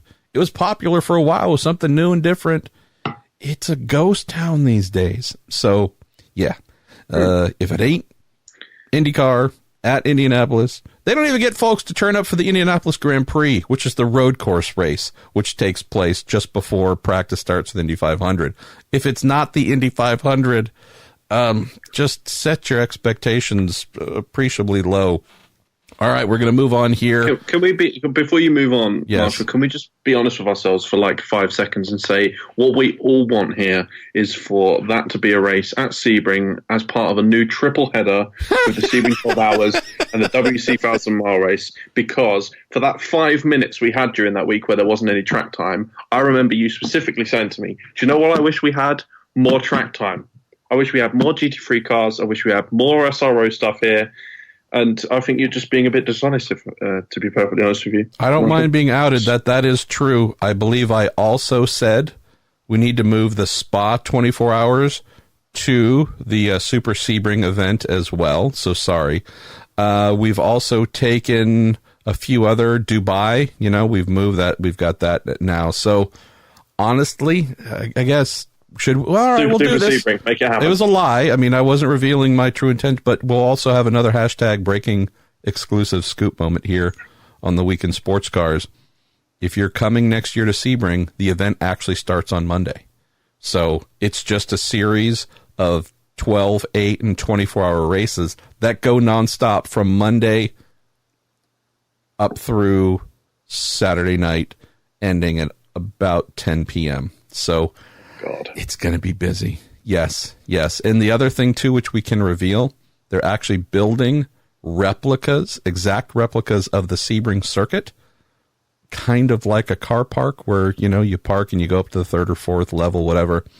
These are all running concurrently, which is pretty cool, all week long. So the ground level, that's the actual traditional 12 hours of Sebring IMSA race. If you take the elevator up to the second floor, to the newly built replica circuit above, that's where you'll find your WEC race. You move up one more level, that's where you find your Intercontinental 8-hour. I believe fourth floor, they're holding Spa 24. Again, it's going to be amazing. Tallest series of racing circuits ever. Still not quite as high as Bathurst, top of the mountain, but we can reveal this on the Week in Sports Cars. I feel good. Should we write about it or just leave it here, though, Stephen? Definitely write it. You know what they say, if you find out something you don't even know if it's a fact, just write it. Write it and ask questions later. And then delete it if you get called out for it being complete BS. Yeah. Yes. And deny it ever happened. Yes, exactly. All right. Well, man, we're getting dark here. I love it. Ed Joris, it's your fault. Let's go to Brian Cohn. Hey, Brian. Why don't the manufacturers play a bigger hand in forcing the sanctioning bodies to create rules that allow for greater use of their cars worldwide? There's no excuse for IMSA not using GT3 or WEC not using DPI. Should mention here that IMSA uses GT3. It's the basis of its GT Daytona class. Car will be a total failure, just as LMP Hybrid was. LMP Hybrid was a raging success for many, many years. Anyone who couldn't see that writing on the wall was blind. Car will not. Yes, will not survive the coming worldwide economic downturn. Give manufacturers a worldwide platform to play upon, and they better weather the storms. Series benefit from more cars being able to race, more events, and the paying spectators benefit from seeing their favorite drivers and manufacturers at races worldwide. The ACO FIA could have had Penske Acuras and Ganassi Ford DPIs, but instead choose Bicallis. And we're supposed to believe they know what they're doing. Same for IMSA and their GTLM GTD rules, GT3/GT4, and go racing on a worldwide scale, kids. So I'm not sure if that was statement, question, or what, but it was sent in and we read it, and I thank you for that, Brian. We're going to go to Mark J. Cardella, and I thank you, Mark. Very few people include their middle initial. I didn't miss that. This year, with the Mazda's DPI notwithstanding, what's each of your best examples of sanctioning bodies using BOP to ensure a manufacturer's victory? That's not loaded at all, is it? No. So are you going to go with this first? Oh, hell no. I read it. That means you got to answer. I might answer when you're done, though. Oh, damn. Sanctioned body using BOP to ensure manufacturer's victory. You didn't even listen, Mark. You had to read it back. I'm trying to think. I mean, if you put the biggest cynic hat on me ever, you can't really look much further than what we saw at Le Mans the first year Ford were there with the GTE car. That looked a bit odd to me. But it's hard to come out and actually say that they used BOP specifically to ensure that one manufacturer would win, because that's speculation.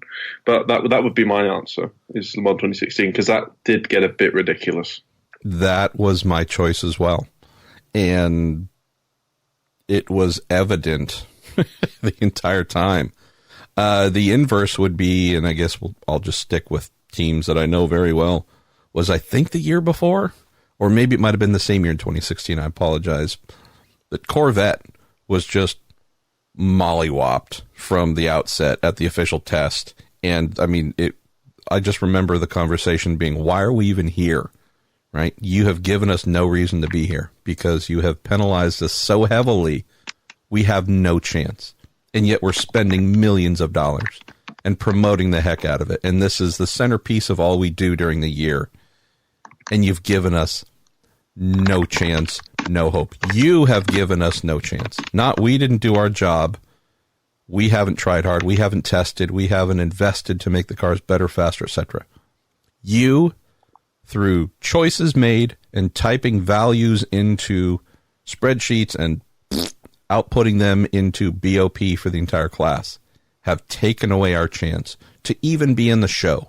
Like, we're not sure we'd make the podium in GTEM, much less even remember where the podium happens to be for GTE Pro. So that was my inverse memory of not just ensuring, quote, victory, but ensuring you absolutely would not even have a reason to be there. Let's go to two more here in general. Guy in a grumpy bear suit, my favorite name of all those who submit questions. Super GT and DTM announce their joint race this week, which got me thinking, which race would you like to see GT500 cars added to as a class? I'd love to see what they do against DPIs at Sebring. What says you, Esteban Kilbey? Before I get into my answer, the way that this question's written down on the piece of paper in front of me implies that a guy in a grumpy bear suit was the guy who made the announcement. So I'm thinking, who's he referring to that looks like a guy in a grumpy bear suit? Is this, does Gerhard Berger really look like a grumpy bear? I mean, it's not as if I stay on top of anime, but yeah, maybe there's some sort of cartoon we don't know of, a guy in a grumpy bear suit. It's number 3 in Japan. So they let that cartoon character announce racing stuff. I mean, that'd be pretty cool, right? Who needs press releases? Have, anime characters or cartoon characters. Let that be a takeover for 1 week worldwide sports car racing series. Pick your favorite domestic cartoon or anime series. Let them do all your press. every press conference that we have to sit through, Marshall, would be better if it was presented by a guy in a grumpy bear suit. I'm not going to lie. Well, we do have plenty of Muppets in there, and we might be some of those Muppets I'm referring to. But yes, you got a great point. Yes. So where would I like to see GT 500 cars out as a class? I think it would be great to see them as a class in something like the Spa 24 Hours, just to give that race a bit more variety. And I know that Graham sometimes can go on a little bit about how the Spa 24 Hours has kind of lost its way and it isn't quite as interesting as it used to be. And I'm totally in agreement with that. When it was back in the days, we had GT1 cars and GT2 cars and all sorts of random bring whatever you like and we'll put it in a class. Those days, they were fantastic for me. And if you had GT 500 as a class with a load of GT3s behind it, I think that would just be really spectacular. It'd be really fun. It'd be really dangerous, and they'd probably expand the grid to like 90 cars just to make sure there's literally no gaps between any of them when the race gets underway. But it'd be cool. So Stephen's answer, our dear friend in a grumpy bear suit, and we were going to need more information as to what makes a bear suit grumpy. Or is there a particular, like, folks look at a bear suit and go, oh, it's a grumpy bear suit? We don't know these things. We want to know them. Please help us with your next submission. Stephen's answer comes down to, I think the best place to add the brutally fast GT500 cars would be an event where they would cause mayhem and destruction and calamity. I love youth. You're so awesome. Let's go to our final question in general. This from, admittedly, if we were to hand out such an award, if it would be considered an award, maybe a penalty, if there's such thing as a Weekend Sports Cars OG original gangster. Right Turn Lover, our man Right Turn Lover, so awesome to meet you at Sebring earlier this year, sends in and says, in wet races it tends to be visibility rather than, say, danger of aquaplaning and whatnot, bringing out either the safety car or full course yellows. Would different tire tread patterns or less aero or different aero help create more safe green flag racing in the rain? I'll take that because I know you don't know a damn thing about it.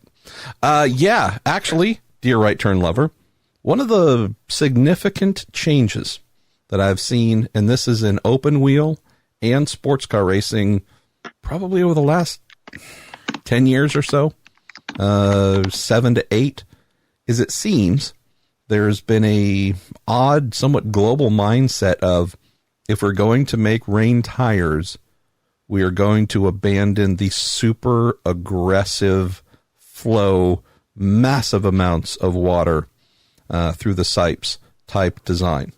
Seems like, and again, I know this is generalization. I know it's a sports car show, but I've also seen it happen in IndyCar, for example. Also seen it in Formula One, where rain tires work, but if there is really, really heavy rain, tend not to have the really aggressive tires produced to handle it. So intermediate type rain, something where it's not holy cow type rain, we can handle that. But if it's raining very, very, very a lot, very much, if it's just ridiculous rain, things where I've been at races in the past where that's been the case, and they keep the green flag out and they let the race continue, it's been because there have been tires produced and on site that can channel that water out from beneath the tire and help manage that situation. I've seen less willingness to produce those types of tires in recent years, and I don't know why. The other part, though, which we can't ignore, it's not as if ride heights in general have gone down over the last 5, 6, 7, 8 years like they were high before, and now they've just magically become low. They've been low for quite a while.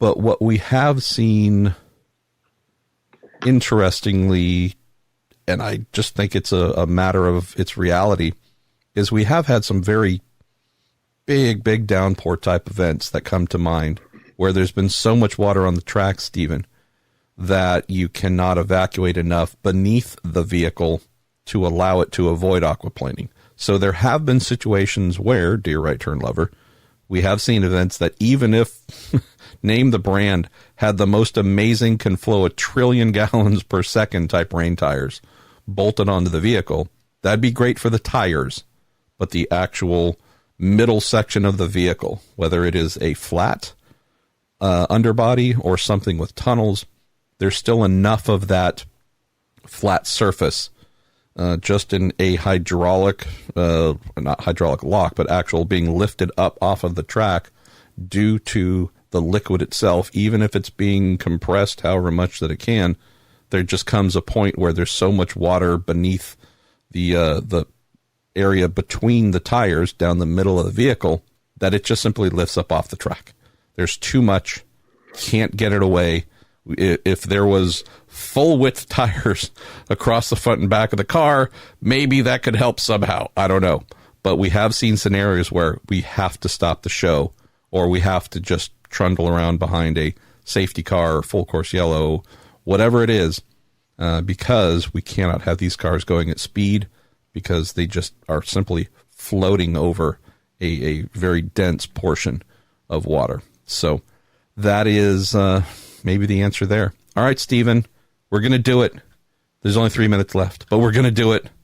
Actually, we're not even at 2 hours, so I'm feeling really good where we are here. Should we slow down? Yes. We're going to do, it's going to be the 8 hours of intercontinental 8 hours of Weekend Sports Cars. Let's go to fun. Let's close the show on fun. I have been prattling on, throwing them at you. I'll let you throw a few at me. I'll toss a few back. Then we'll say goodbye. So do you want me to start with the first one from James Counter? I'll throw one at you. He says this on Facebook. He says, do you think the car regulations should mandate that a stick shift and not one of those semi-automatic ones should be used? That would make drivers really earn their money. Americans don't use stick shifts, do they? You don't even know what this question's about, do you? You're all automatic out there, aren't you? Well, if we're blaming people, it was a Brit who came up with semi-automatic paddle shifting. So your countryman, John Barnard. So, yeah, this is on you. You created the problem. You own it, sucker. Here's the weird thing that I think of from time to time, James. Let's see. My wife and I own a vehicle that has an option to do paddle shift, but it's automatic. I have driven vehicles that have paddle shift a little bit, but by and large, if it's not automatic, it's manual. My entire life, more or less, has been in manual, driving something with a manual transmission. And so it's just odd for me to think of younger race car drivers who, whether it is picking up their hire car, getting the rental car to go to the racetrack, or the vehicle that they drive at the racetrack, who've only ever known automatic or paddle, have really more or less never known stick shift. And we're seeing that becoming the trend even in lower formulas in open wheel, where traditionally it's been some sort of manual box. If we're talking global MX5 Cup, obviously a little bit different there, but even in the lower rungs of sports car racing, the training series there too, Stephen, we're seeing this being a thing. So I love the idea of going, quote, retro with a manual box in car. I don't know if the manufacturers playing would want to do that because it might not align with what they're doing with their road vehicles. But in terms of drivers, the ones that are racing. Exactly. But in terms of drivers really earning their money, I don't know. I don't know if using a manual shifting platform compared to paddle is where the money earning comes from. I think variable, like, hey, we're not going to tell you, but at some point during the race, we're going to shut off the paddle and you're going to have to go manual. Now that would be fun. Who could adapt? Hopefully it wouldn't be mid-shift or like braking and trying to pass one into a corner and you're flipping the paddles and they're doing nothing and you're having to scramble and push in the clutch. But I don't know, maybe variability, like fan boost in Formula E, Stephen. Maybe there could be fan screw where they just decide who they dislike the most and they can vote to turn off ABS, turn off paddle shift, just shut things off, but just randomly, It It sounds like something SRO would put into the Spas 24 hours to try and make the strategy good. So like a joker lap where you once every 6 hours you have to do a lap with a stick shift. Hashtag fan screw. What they do with pit stops. We're there. Yeah. We're all over it. Let's see. I'll throw the next one at you from James Counter as well. James, you are scoring the points this week with questions.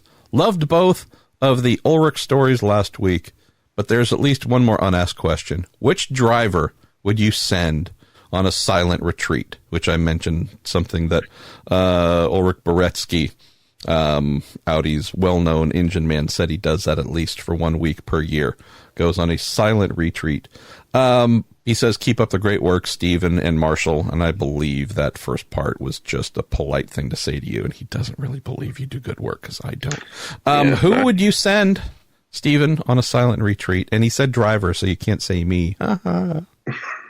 So just so I'm clear, because I haven't listened to the entire episode from last week, is the silent retreat because somebody's a hothead and they need time to, have a reality check? So is this a driver that's a complete nutcase and you're sending him away to let him, rethink his recent performances? Or is this just because you think he deserves a holiday because he's cool? Or you're just sick and tired of listening to them? That's where my mind went. That's why Alan McNish came up instantly.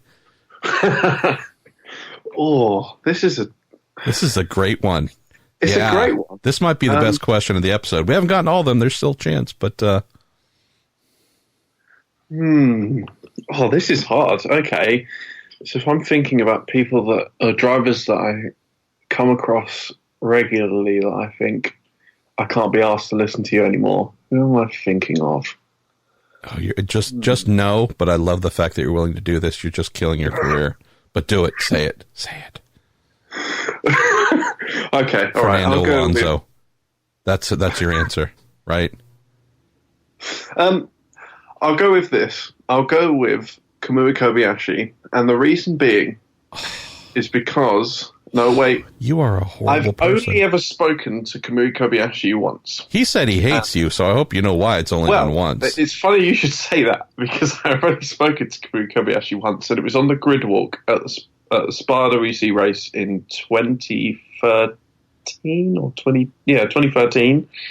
And I went up to ask him a question, and he was not the most polite person and told me to basically turn around and go the other way, having never spoken to me before and having no idea who I was. And it was rather rude, and that might have been just because he was having a bad day. But I've kind of never spoken to him again, because I've always thought you didn't even take the time to speak to, me when I was, what would have been about 15 at that time. So I've always thought, no, I'm not talking to you anymore. So yeah, Kamui Kobayashi, you're probably a fantastic guy and I should probably talk to you at some point soon, but you can go on the silent retreat, and when you come back, I'll have a chat.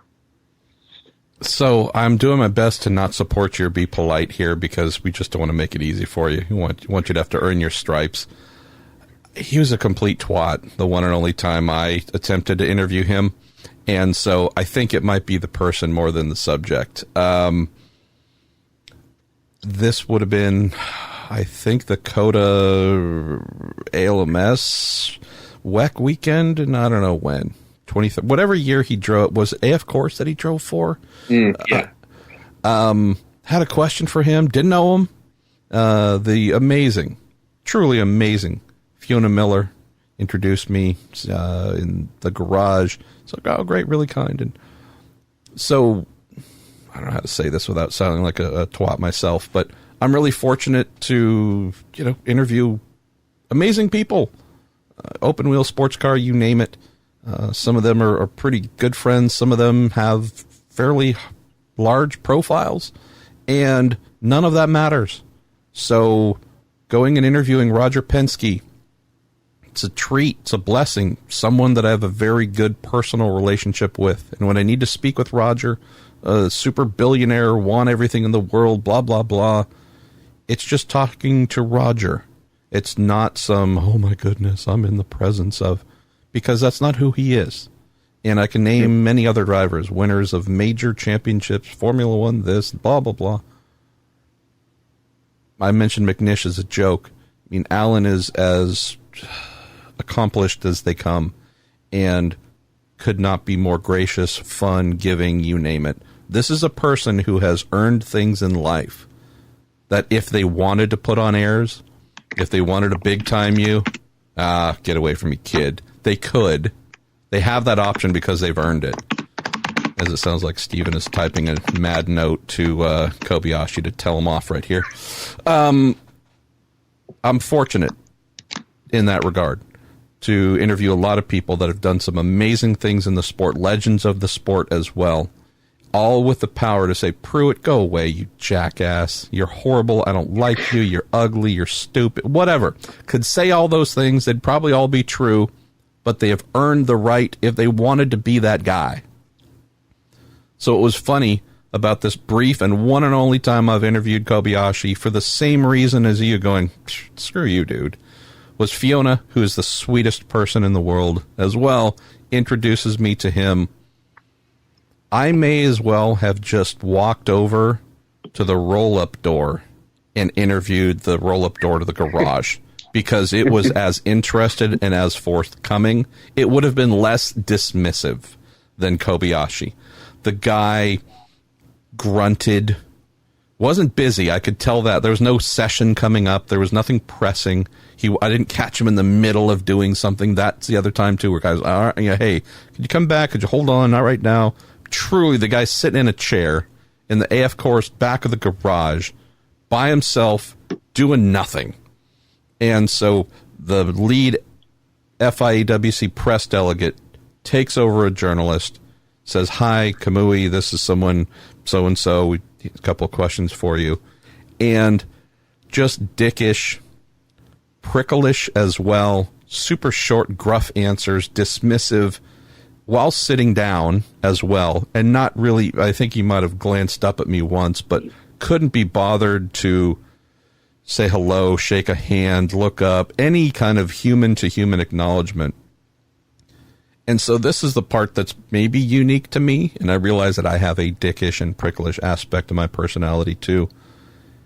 I'm not the smallest guy. I realize that, I could certainly lose a lot of weight and be slimmer, but even if I was very, very slim frame-wise, I'm not short, and I'm not narrow or skinny. I have a fairly athletic build.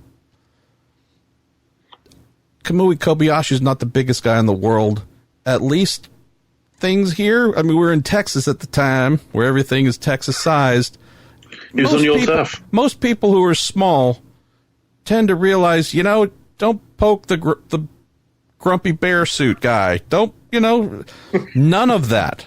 And so in the back of my mind, I'm like, really? This dude's going that direction? Like, I could snap him in half for fun and no one would know. It's Texas. It's legal. You can kill anyone in Texas and you actually get a prize. You get a free rifle when you do that. By the way, don't know if folks know that. So part of me is like on the primal element going, really? That? Oh, I mean, for real, dude, you want to give me lots of attitude? You want to be, if that's how you want this to go, stand up. Let's go out back. I mean, you want to turn this into grumpy a-hole type whatever thing. Cool, dude. Let's forget the racing part. Let's man up and have some fun. So that was all fleeting in the back of my head. But the main thing that came out here, Stephen, and hopefully we're just talking here. There's only 3 minutes to go, by the way. I'm staring at this guy sitting in the back of the AF course GT garage in a folding chair by himself at Circuit of the Americas, sweaty balls, crazy hot and humid, thinking to myself, this little man, once in Formula One, once receiving the adoration of the world, is now squired away in abject obscurity. No one really even knows that he's here so much or cares. It's not even for a full works, big, high-profile GT team, much less prototype team. And yet you're wanting to carry on the airs as if I am attempting to interview Lewis Hamilton, Sebastian Vettel, name whomever it might be, where you would say, now that is a freaking superstar. they have earned whatever attitude they want to give. Not saying it'd be right to big time me or you or anyone else and act like a jerk, but they've at least got the credentials where if they did act that way, you go, okay, I don't like it, but at least I could see it. You got it. You've done the thing that allows you to be that guy. Instead, Kamui, brief and forgettable Formula One career by and large, tucked away in the back of a sweaty garage, driving for a works, kind of not works, kind of works GT team, just deciding he is going to be the princess of princesses, can't even look up and acknowledge another human being, and just treat with complete kind of scathing indifference or hostility someone who actually wanted to speak with him and meet him and ask a couple of very basic questions in this 3-minute interaction, Stephen. It was honestly something where I could have written 5,000 words on it because it was so fascinating to observe all the dynamics at play. And then I think the person I spoke to afterwards on something totally different was Darren Turner. And again, you talk about someone in GT racing who has earned all the accolades, all the success, all the you name it. And you go and speak to Darren Turner immediately afterwards and realize this is how a race winner, champion, supreme, amazing talent we will be speaking with reverie for decades after he's retired. This is how someone behaves. Even if Darren didn't like me, I'm fortunate to believe that he does.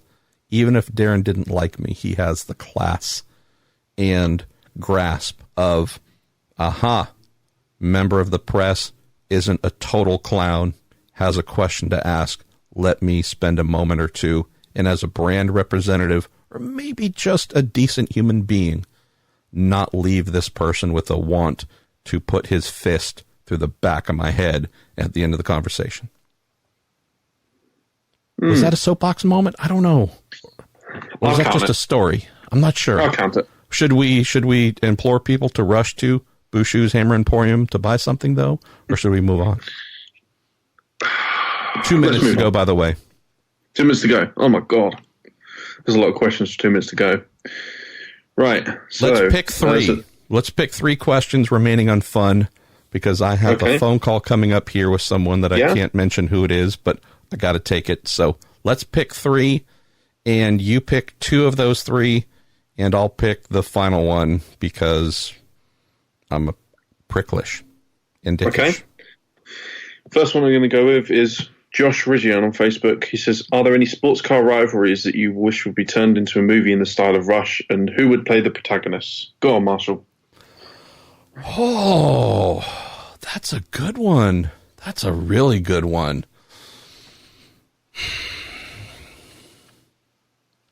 I mean, I'm just trying to think here stateside, because we certainly have some grumpiness going on here. There have been some. I mean, they're nice people. They're really sweet, nice people. So maybe it wouldn't be a huge drama movie. It might be more of kind of a Hallmark Channel Lifetime Network kind of sappy thing. But I think coming out of Lime Rock with the Ben Keating Twitter meltdown and Catherine Legg kind of thrown in there, who wasn't really responding, but Catherine's former boyfriend, Andy Lally, who's like a legitimate mixed martial arts, kick your behind type guy. I don't know rivalry, as in it's been going on for a long time, but I certainly think there's some stuff uncovered between Ben, more on Ben's side, aimed towards Cat. I think there could be something there. I think there really could be something there. I don't know. I mean, Rush was super well done. I don't know if this would be worthy of a actual go to the theater type thing, or just kind of a 90-minute movie on a bad sappy cable channel. What if Vin Diesel was playing Ben Keating? That would be amazing. Yes, that is needed for sure.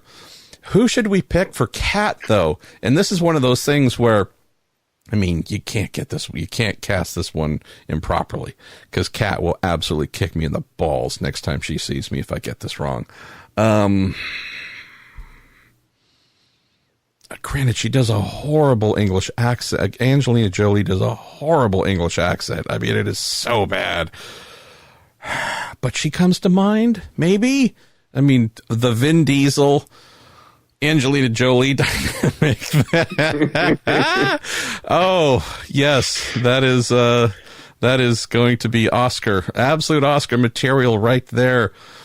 I'm going to throw an Oscar one. Okay. And this is okay. This is Dyson Racing versus Muscle Milk Picket Racing, and you've got Chris Dyson being played as Brad Pitt, and you've got Christopher Lloyd playing Klaus Graf. Oh my gosh! What were you thinking? Wow, Christopher Lloyd. Wow, Brad Pitt for Dyson, really? Love you, Chris. Oh, I mean, you just got a free lifetime supply of AER engines, Plaid arts and crafts supplies. I mean, man, I didn't know this is turning into the weekend suck-up sports cars, but there we go. All right, you got one more to choose from among the remaining. Yes, okay, so this is Chris Alphaby, and he says, if you had to choose a circuit to host a VLN-style race, which would it be? One funny one and one realistic one. VLN style. Okay, so it needs to be Carnage. Not super modern. There must be some pretty significant harm possible to both drivers and spectators. What comes to mind is something that, okay, again, this is probably very obscure, but it's just because it's not used for modern professional races. But I think just about everybody listening would have seen it on some form of Top Gear, Gear Top, American Gear Top Challenge, you name it, documentaries, lots of stuff. And that would be Willow Springs Raceway in Southern California. It is old. It looks like it's a place where they film old Western movies from time to time, but with a racetrack in it. It's just... Is it a cool place to go? Genuine tumbleweeds roll through there. No joke. Rattlesnakes are on the grounds because it's high... Well, it's actually not high, but it's kind of high desert-ish type setting. There's nothing in the way of modern safety. If you go off track, it is big rocks and other things beneath the car. Although there tends to be a lot of runoff area, it's just something where if you were in a carbon fiber chassis or a GT car with some sort of aluminum skin or something beneath it, or a formula car that has something that could have holes punched through it, that was always and still is the concern. If you go off track at a high rate of speed, you might be done because the bottom of the car looks like a garbage bag that has had a bunch of holes cut into it. It just peppered with destruction. Plus, there's some brutally high-speed areas, Stephen, and there's also a couple of corners that just are very inviting for barely qualified drivers to think, aha, the door's open. But those who know that it wasn't, and then crashes happen. That sounds like a VLN style event to me. So Willow Springs for sure. And then in terms of realistic, I mean, I chose one here in the U.S. What's one you can think of in Europe or Asia that might be considered that isn't on the calendar? The first one that sprung to my mind was the Bend Motorsport Park in Australia, because it's a really long circuit. It's got loads of different layout options. It's supposed to be spectacular. It's a new circuit. AsLMS is going to go there pretty soon. I think a lot of us are looking forward to seeing how that pans out. I'd go that one because I think it's the second longest circuit in the world. And if you're going to have 170, 200 plus cars racing around it, you'd want it to at least be quite a decent length. So that's the one I'll go for. Stephen Kilbey opting for length rather than girth. As we move to the final question for this episode of the Weekend Sports Cars, brought to you by Cooper Tires and the Justice Brothers. Ryan Terpstra, you're back. final question goes to you. It says, this is inspired by your final question from last week. What form of entertainment are you embarrassed to admit enjoying and that you would actually admit to here? Ryan says, I'll admit to being a huge fan of Initial D in the first 3 Fast and Furious movies. Stephen, I'll let you go first because I have to think of my answer. It depends how far down the embarrassing scale I want to go here. Just crack the door open and go for a light jog.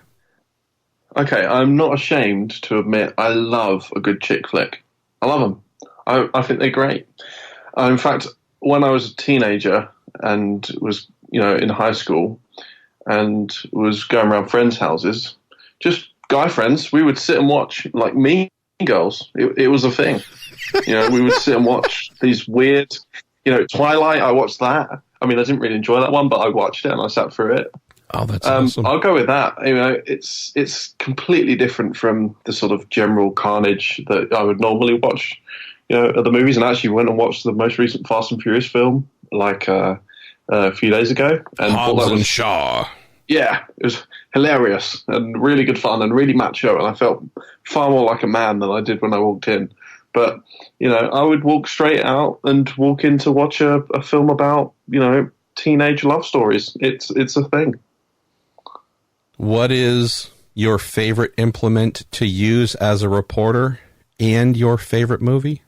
The Notebook. I love it. Stephen Kilbey. Little did we know. Well, I'm going to stick with the general movie theme. There'll probably be some other things maybe that come to mind. I recently watched, with this rather strange schedule of mine that affords some time in the morning and some time very late at night when I get back home from the hospital to just be. I recently watched, I think it might have been last week, almost in succession, one night after the next night, after the next night, all 3 of the Expendables movies. Nice. Yes. And that's knowing and recognizing ahead of time that just as you love whatever kind of kitschy, as you said, chick flick movies, I really love dumb, manly, testosterone, shoot 'em up explosion for no reason, epically quotable, stupidly quotable boy movies. That's what my wife calls them. That's not embarrassing, Marshall. No, but it is. No, but it is. Because, I'm 48 years old. I'm a man of faith, although I do curse sometimes and take the Lord's name in vain, which I get letters about imploring me not to do that. I am educated, been to college, came back the second day, it was good. Been to college, didn't complete my degree, but I'm 1 semester away from completing my bachelor's degree in computer information science at the University of San Francisco, a very highly reputed university. I have traveled the world. I have a diverse array of delights, both in art, photography, music, huge lover of jazz, read countless books, things that have enriched my mind, my outlook on life. I have an amazing wife, very accomplished wife, someone who I know men say this often, but just kind of a false platitude. I'm not. She is more intelligent than I am. So I've married up someone who has a master's degree and 2 bachelor's degree as well. She earns far more than I do, very successful in her career. So I live a life, Stephen, where you could say, despite coming from somewhat humble means, father who was a mechanic, et cetera, I've done well. I've tried to fill my mind, fill my heart, enrich my spirit. So what is it that I like to watch at the end of a long day? Men blowing each other up, shooting at one another. It could be a superhero movie where I just finished watching the new Amazon Prime miniseries, The Boys, highly recommended, where the lead character, Homelander, a beautiful representation of all that is America, just routinely cuts people in half with his laser vision eyeballs for fun, just likes killing people for fun, secretly. So he's the world's greatest hero like Superman, but privately he's a murderer and just loves it. And I could not think of something I enjoyed more and made me happier. Dumb, stupid violence. So, yeah, that's one thing. And I'm constantly looking for stuff like that, which just makes the 7-year-old boy inside of me just giggle and dance up and down with happiness. Now, I might point back to my mother having some sort of help in stoking this. I believe I mentioned this on my my visit to the very first season of Dinner with Racers, that when I believe I would have been 11 or 12, Stephen, my mother took me to the movie theater because I asked, not because she just decided to take me, but I asked my mother to take me to the movie theater so I could see Scarface by myself. And so sitting in that theater, watching people get cut and dismembered by what turned out to be a chainsaw, and killings and murderings and stabbings and cocaine consumption by the pound and etc. I didn't know all that was waiting for me, but I wanted to go see it. My mother, I believe there were laws that said you had to be a certain age to see it, and must be accompanied by a parent. Ignored all of that. Let me go see it by myself. I came out with my eyes as if I'd sniffed a pound of cocaine, just wide open, like, oh my God, that's the best thing ever. Guns and boys and explosions and shooting and murder. And she let me go see it 2 more times by myself at like 11 or 12 years old. So from a very early age, I've probably been a little bit askew. So whereas making Stephen Kilbey happy involves The Notebook, Mean Girls, something along those lines. Dumb boy movies. They really, really do it for me. What about music? Let's close with an embarrassing musical choice. What's a band that you love that you know you shouldn't? Oh, see, it's difficult with music because it depends on who's asking the question. Like, I'd probably be embarrassed to talk to my dad and say, I absolutely love some rap artists. Why would because you I know be he doesn't like embarrassed? it. He doesn't like it. He doesn't like it. He'll go on about it. An older white man saying he doesn't like rap. That's original. No, I love him dearly. Love you, Dad. But is there a band I listen to that? I don't know. I listen to Will Smith's rap album. And actually, you know what? That's going to be my choice. I cannot top that. Get jiggy with it. No. No. Fantastic. Absolutely fantastic. Were you even alive when that came out? Barely. I was a mere fetus, I believe. But you have such good taste in American sports. And I mean, they're nuanced. Oh, but this, oh man! So you can see why my dad would be why I'd be embarrassed. I didn't know I had so much work to do. Oh man! I mean, you don't like Wiki Wiki Wild Wild West? Is that what you're trying to tell me? I did see that. I did see that movie in the theater, though. The Will Smith Wild Wild West movie. Again, dumb boy shoot 'em up movie or explosion adventure movie, but it turned out to be garbage.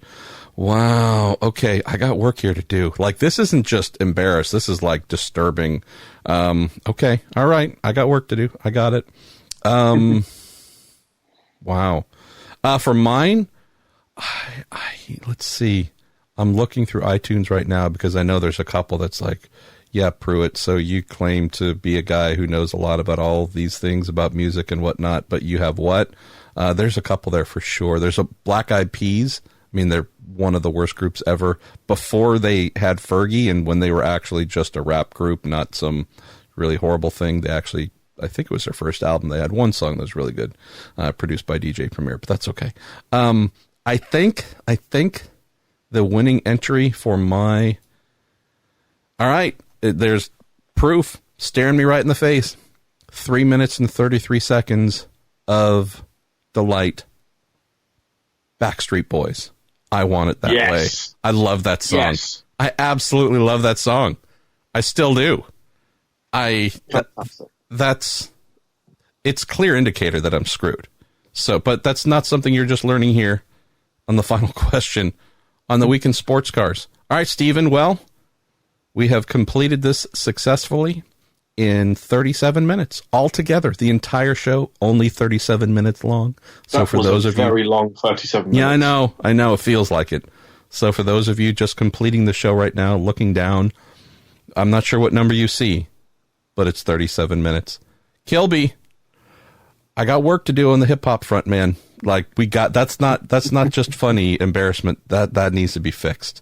If you're going to be married, have kids, actually add to the population, I got work to do there. But otherwise, you see why I was embarrassed now. Yeah, you see it. I do. Yeah. At least you knew. You're a bit miffed first. You were like, he's going to come up with some rap artist that's amazing. You know, maybe some Tupac, maybe some Eminem, maybe some Sugar Hill Gang. Some of the stuff that was groundbreaking. Nope, rolling in there with Will Smith. That's that's what I like. All right. So the question is, Goodwin, lazy bastard, he's on vacation this week, as if he's done anything to warrant such a thing. Should we let him back in? Should we put that to a vote to our listeners? Should it be hashtag ditch Graham, hashtag keep Stephen? Did the Will Smith revelation possibly taint the results that are coming? I'm not sure.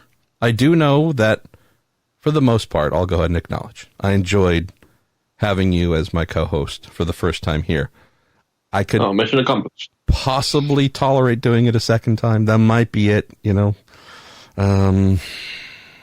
We did last week, though, ask how much we should charge you to co-host the show.